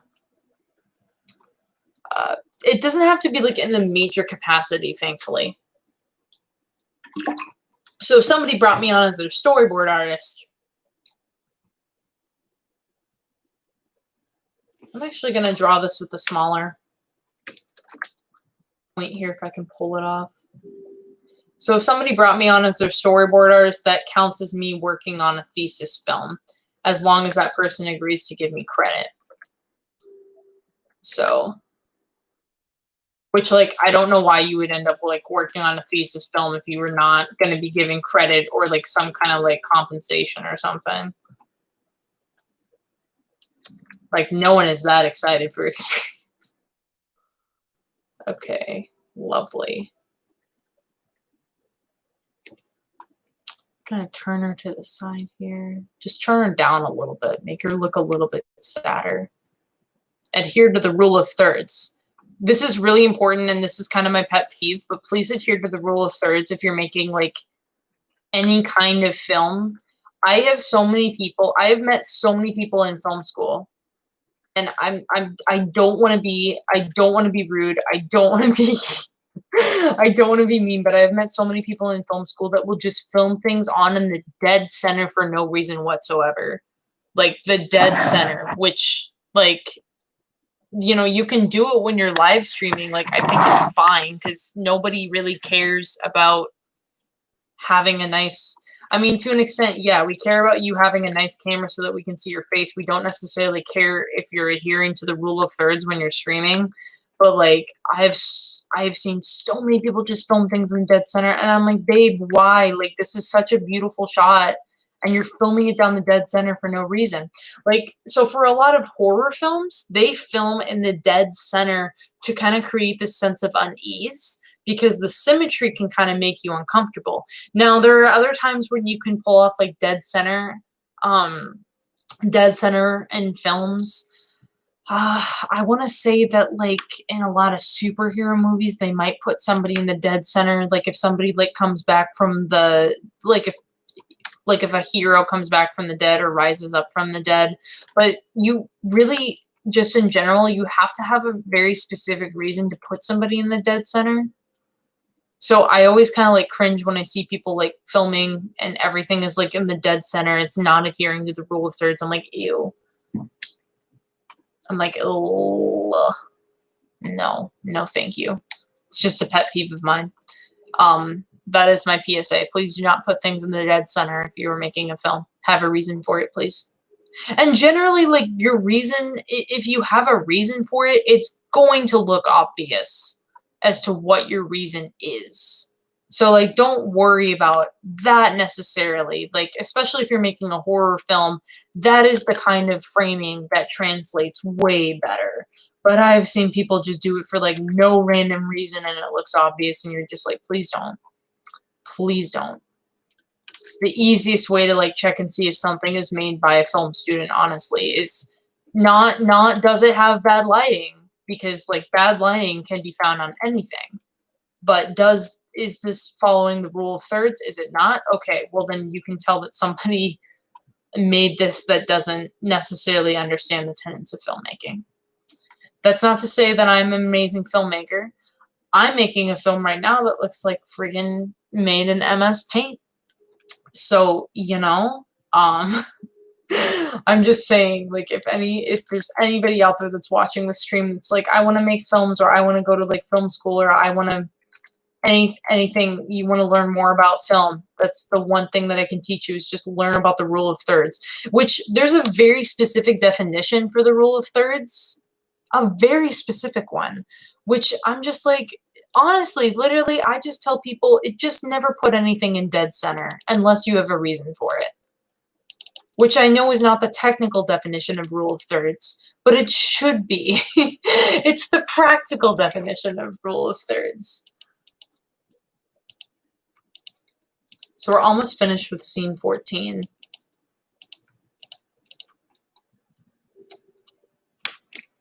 Actually, yeah, I might be able to finish this tonight since she's not moving. She's just going to be staring down at the ground and being sad. So all I really have to do is, this is her body, and then I just got to draw her hair. And I want to see if I can get her hair to flow. So we're going to lock that in place. Now, if there's one thing that I could go back in time and undo, it's how I draw Carmen's eyes, because they are very specifically shaped. And unfortunately, with Carmen's eyes, they will look derpy if they are drawn in certain ways.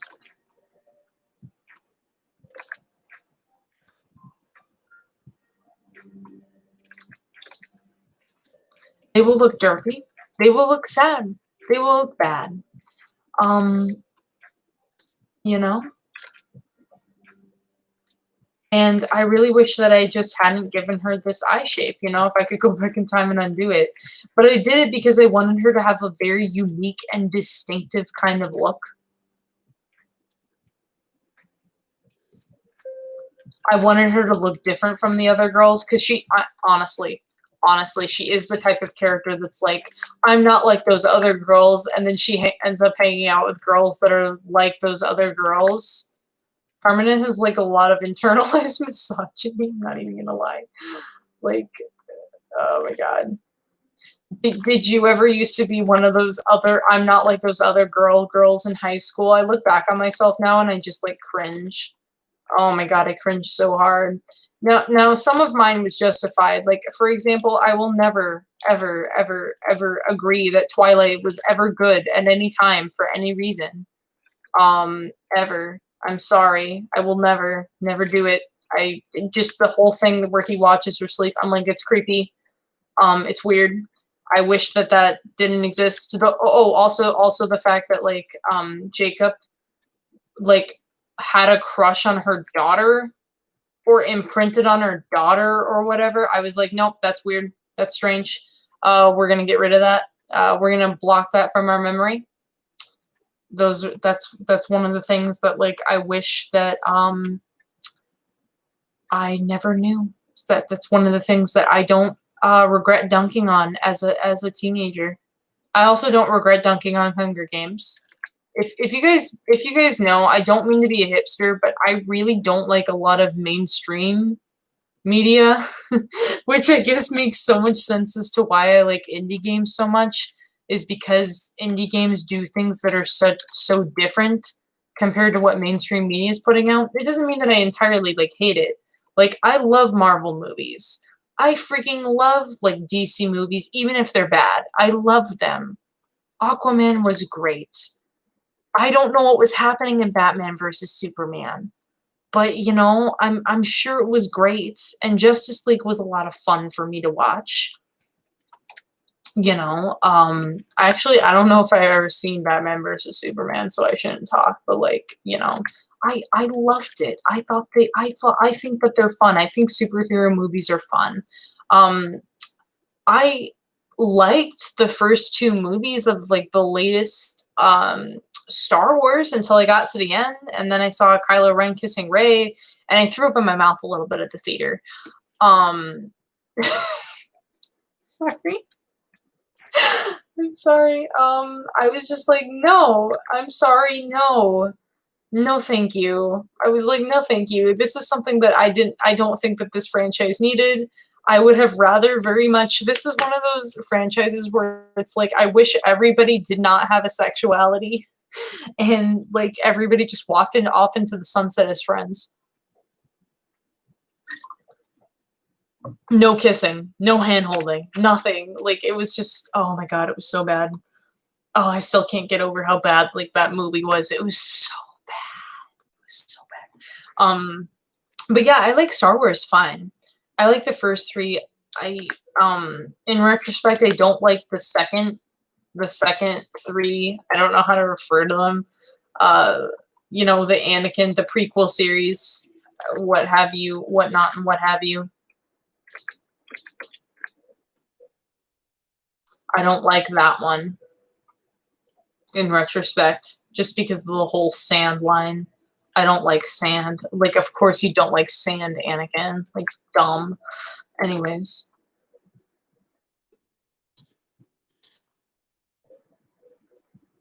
Beautiful. Okay. This is actually one of the few times where she's not looking entirely derpy. We can make this look a little smoother, though. Oh, that's beautiful. Little bit, right there. Can I smooth that out? I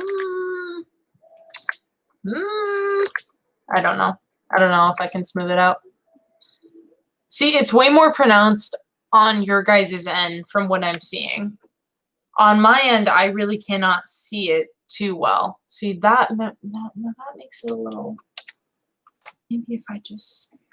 No, you stupid little... Oh, no, don't do that. Okay, there we go. That looks a lot smoother. That looks a lot better. That was minuscule and unimportant, and I apologize. I was like, ew. Oh, wait, no. Don't put the eyes right there. We do have to put her ear right here. And maybe the base for her hair.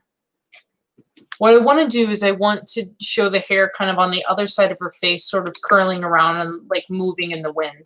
So I think I am just going to put like a base sort of mask for her hair down.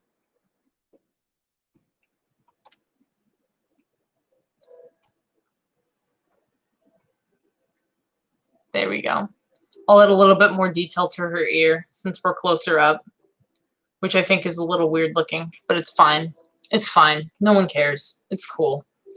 As long as the film gets done. Here we are.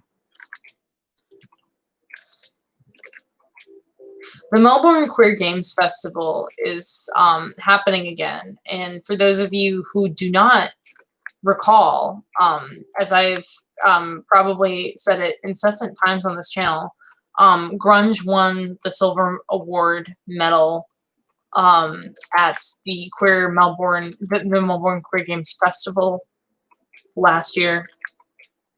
It was honestly kind of amazing because it placed only second to Arcade Spirits, which, like, if you guys haven't played Arcade Spirits, you need to play that game because it's so badass. It's so multi-dimensional. I can't get over it. I want to play it on the channel, and I was gonna play it on the channel, but then I was like, oh, but like Seiyu Danchi, oh, but like all these other series, oh, like I gotta do these other things, you know.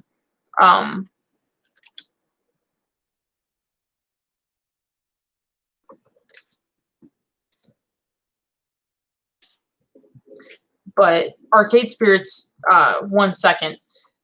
So I placed second to Arcade Spirits, which to me was a huge accomplishment at the time. I'm sure that somebody out there is like meh, meh, meh, meh, meh. And if you're out there and you're not saying meh, meh, meh, meh, meh, I do appreciate that. Thank you. Thank you for not raining on my parade. But yeah, so I wish I had something ready for the Melbourne Queer Games Festival this year. I've mentioned this before, and the plans for it are actually available on my Patreon, but I'm planning on making another game soon, or at least getting started on it soon, but it is a visual novel. So I decided that because grunge, the thing that I got from some player feedback on grunge, I guess, is that people, I think, wanted more so of a story, and I thought grunge has like plenty of story. I think it has plenty of moments where there's not like a ton of action, and it doesn't like, oh, you look weird because you don't have eyebrows. I'm so sorry, sweetie. I didn't draw on your eyebrows. Well, let's take care of that. I was like, why does she look like kind of weirdly bald in the center of her face? But yeah.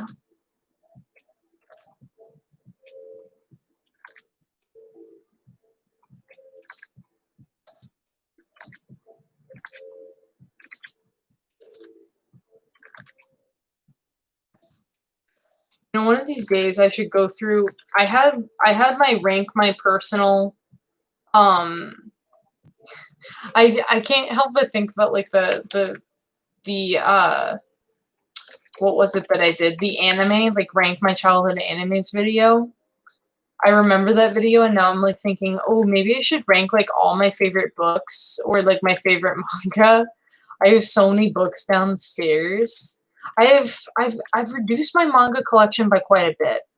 I used to, I believe, own Sarah's Celestial Legend, which was a big inspiration for Star Guardians.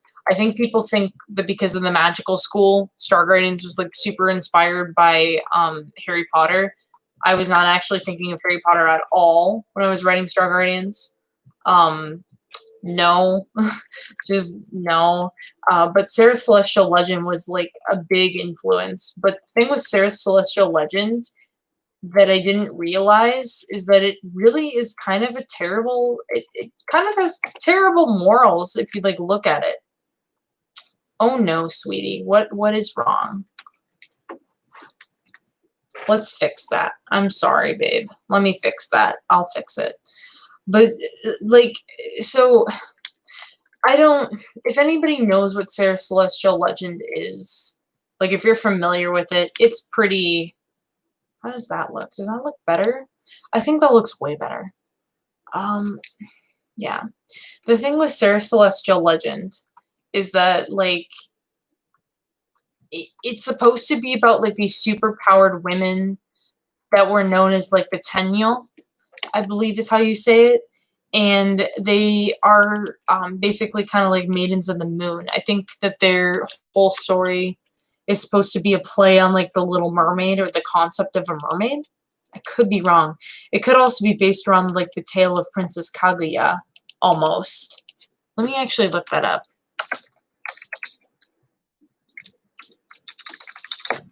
I'm going to look that up really quick. We're almost done here. I just have to animate her hair moving in the wind.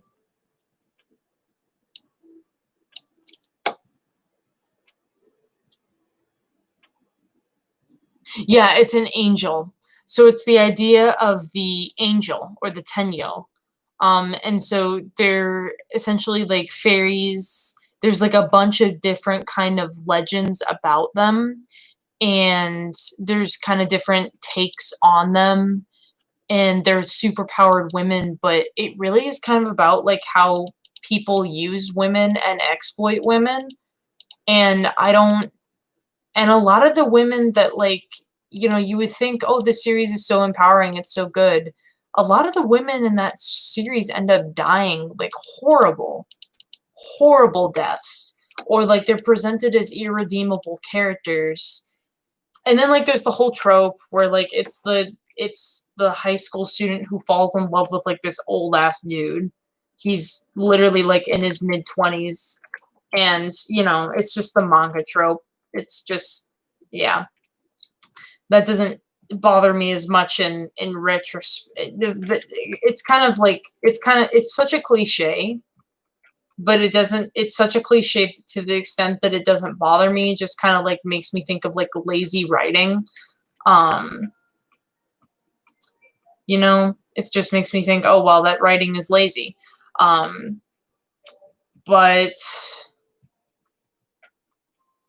so anyways, like she dates this guy, right? She dates this guy, and and her whole thing, she has no real kind of things that she wants to do with her life. Oh, you know what? No, we're gonna take this here. She has no kind of things that she really wants to do with her life. She just kind of wants to end up with this guy, but this guy is like, I'm mysterious, woo, and doesn't really want a relationship with her, which like leaves her brokenhearted. And she has this, meanwhile, this age appropriate friend that totally loves her. And she's like, no, age appropriate friend, I don't want to be with you. I want to be with this old ass dude that like doesn't even know his name and can't really seem to remember mine. So like, I don't know, it's just like so weird. It's so weird. I don't really believe in the concept of the friend zone, but damn, that guy went through like a lot of shit, and I just want to be like, I'm so sorry, my dude. I'm so sorry, my guy. But yeah. Yeah. But and then like there's this whole thing at the end of the series. So fast forward, and like magically, and I say magically, but like magically she essentially gets they essentially get away from like the whole conflict, right? They get away from this whole conflict, and everything is fine, and everything is cool. And then she gets pregnant, and then like they reveal this plot that they're gonna steal. They reveal this plot that they're gonna steal like her eggs so that they can create like more angels, essentially. And then she goes off on this tangent about how like her baby is more special because it wasn't born from a test tube. And I'm like, okay, so like screw anybody that had infertility problems, Aya. Like, that's so nice of you. Rude. Rude. So rude. So incredibly rude.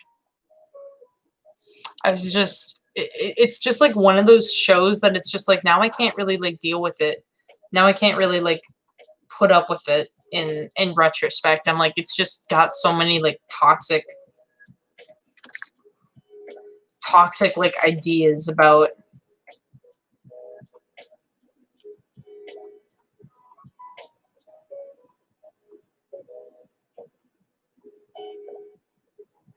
It's got so many toxic ideas about like relationships and like about women, and oh my god.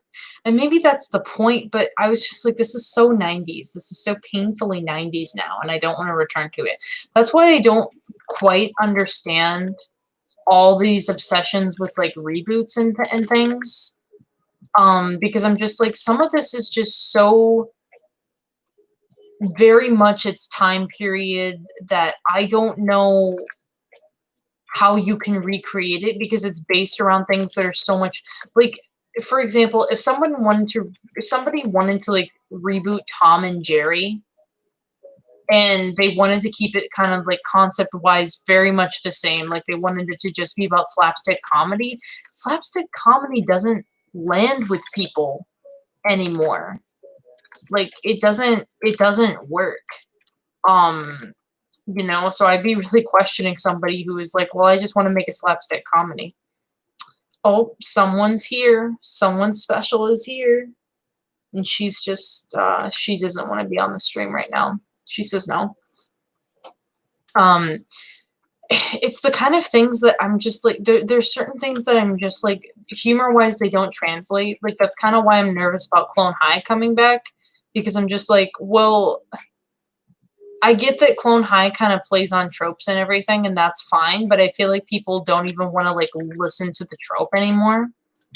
You know, unless they completely want to do a 180 on Joan's character and have her fall, like, madly in love with JFK, then I could see it. And then, like, the Ren and Stimpy reboot is just going to be bad for a number of reasons.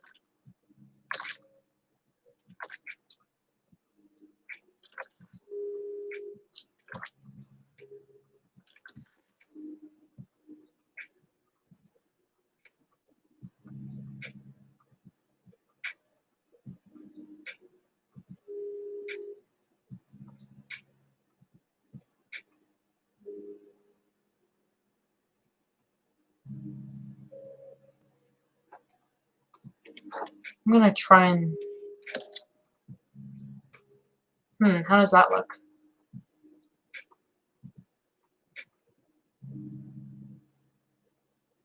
I kind of dig that. We'll see how it looks in post. I might need to add a couple frames.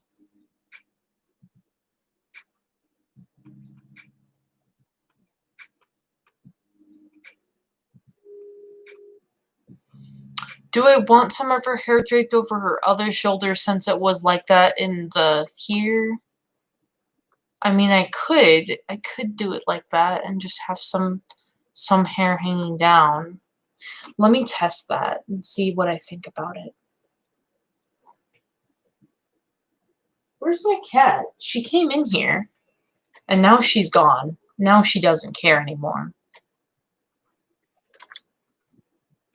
I feel like if I do this, though, this is going to ruin kind of like... Nah, see, if I did it like that...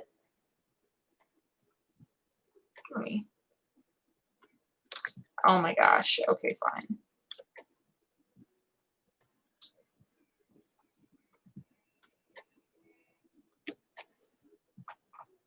I feel like I hate it. I feel like no. I feel like I'd rather have that kind of inconsistency and pretend that, like, in the split second that we go from the wide shot to her hair like this. Okay, so now I gotta draw her hair moving behind her head. So what we'll do, I'm gonna make this go opaque for a second.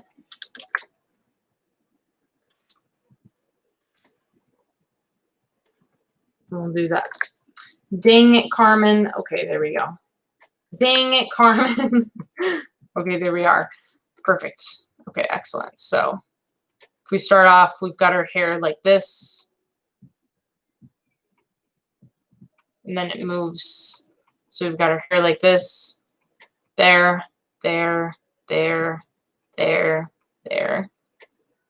So then it kind of flows a little bit. Looks a little better when I do it really fast like this. So maybe I might just...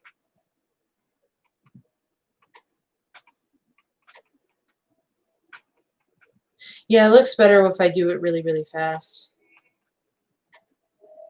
Oh gosh. It's a very simplistic wave. I don't even think that this is entirely realistic.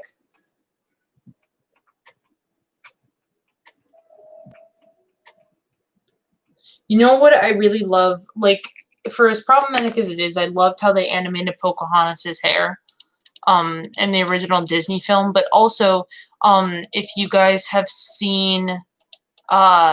I don't know if anybody here listens to Jessie Reyez, but I highly recommend her music. A lot of it is about abusive relationships, so content warning there. But Jessie Reyez's music is really...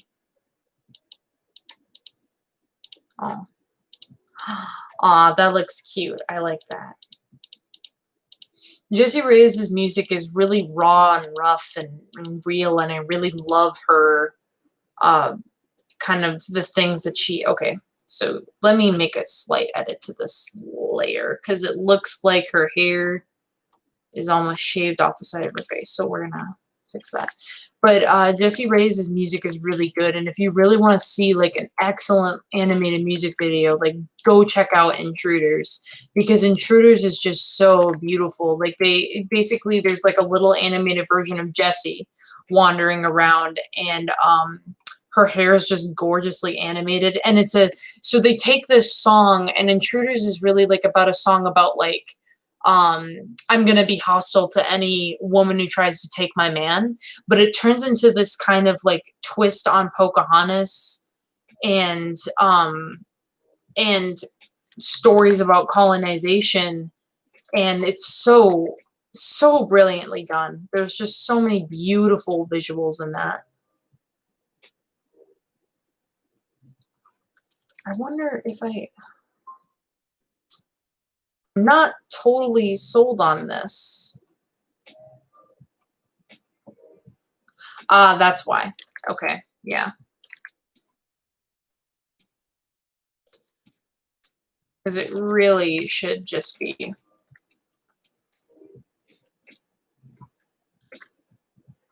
here, probably. It shouldn't kind of curl like that. It should just keep going out to make it, that way I think it's seem the most even and nice.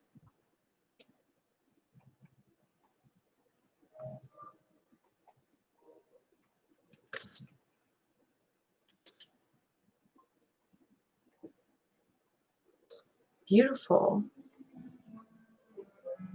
Okay, I think I like it. I think I like it a little better now. I feel like that was too awkward an angle. This is really pretty. This is really pretty. I really like this. Just how it kind of looks like it's draped over her shoulder, and then it like hangs low, and then it moves out.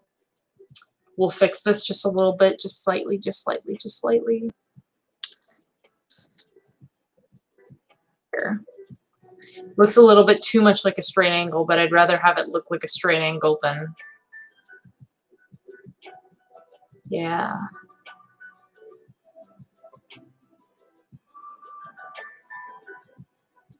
Even then, this could be probably a little straighter.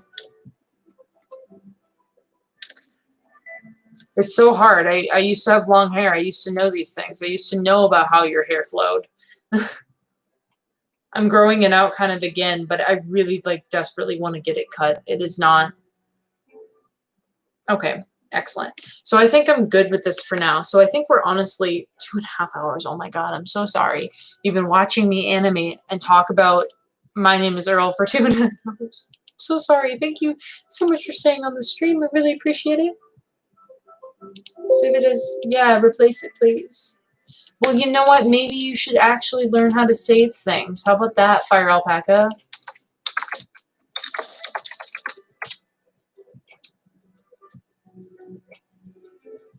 Please. No, don't crash.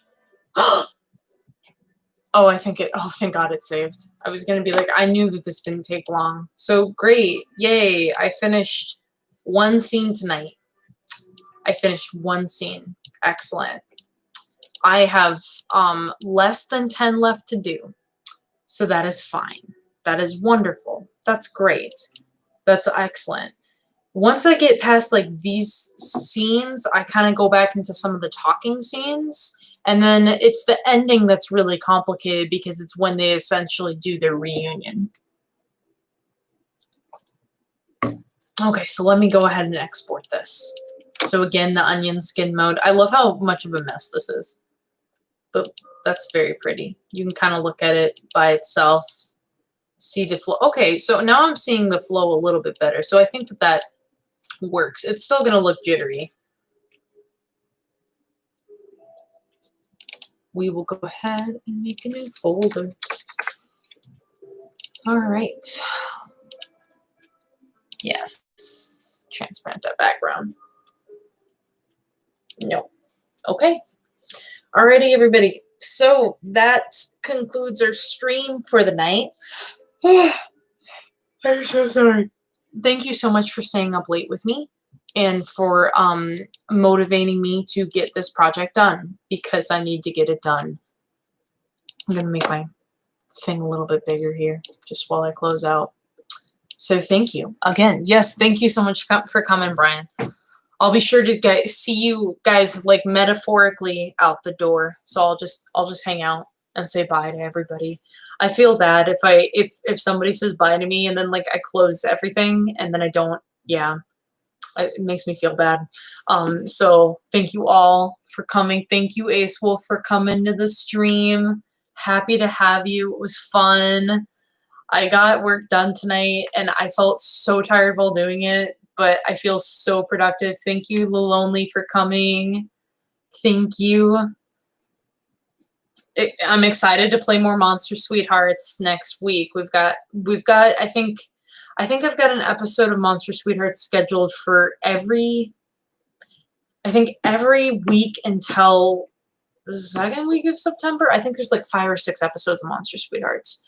So thank you for coming. Alrighty. I have to hit the hay. I have a headache. I need to drink some water, get some sleep, get that good shut-eye, find my cat. Anyways, thank you all so much for watching. If you like this video, please leave a like on the stream. It really does help the channel out. Consider subscribing to the channel. Also consider sharing the channel with your friends. Share videos with your friends. Share videos of me being stupid with your friends. It's fine. Thanks again so much for watching. And without further ado, bye.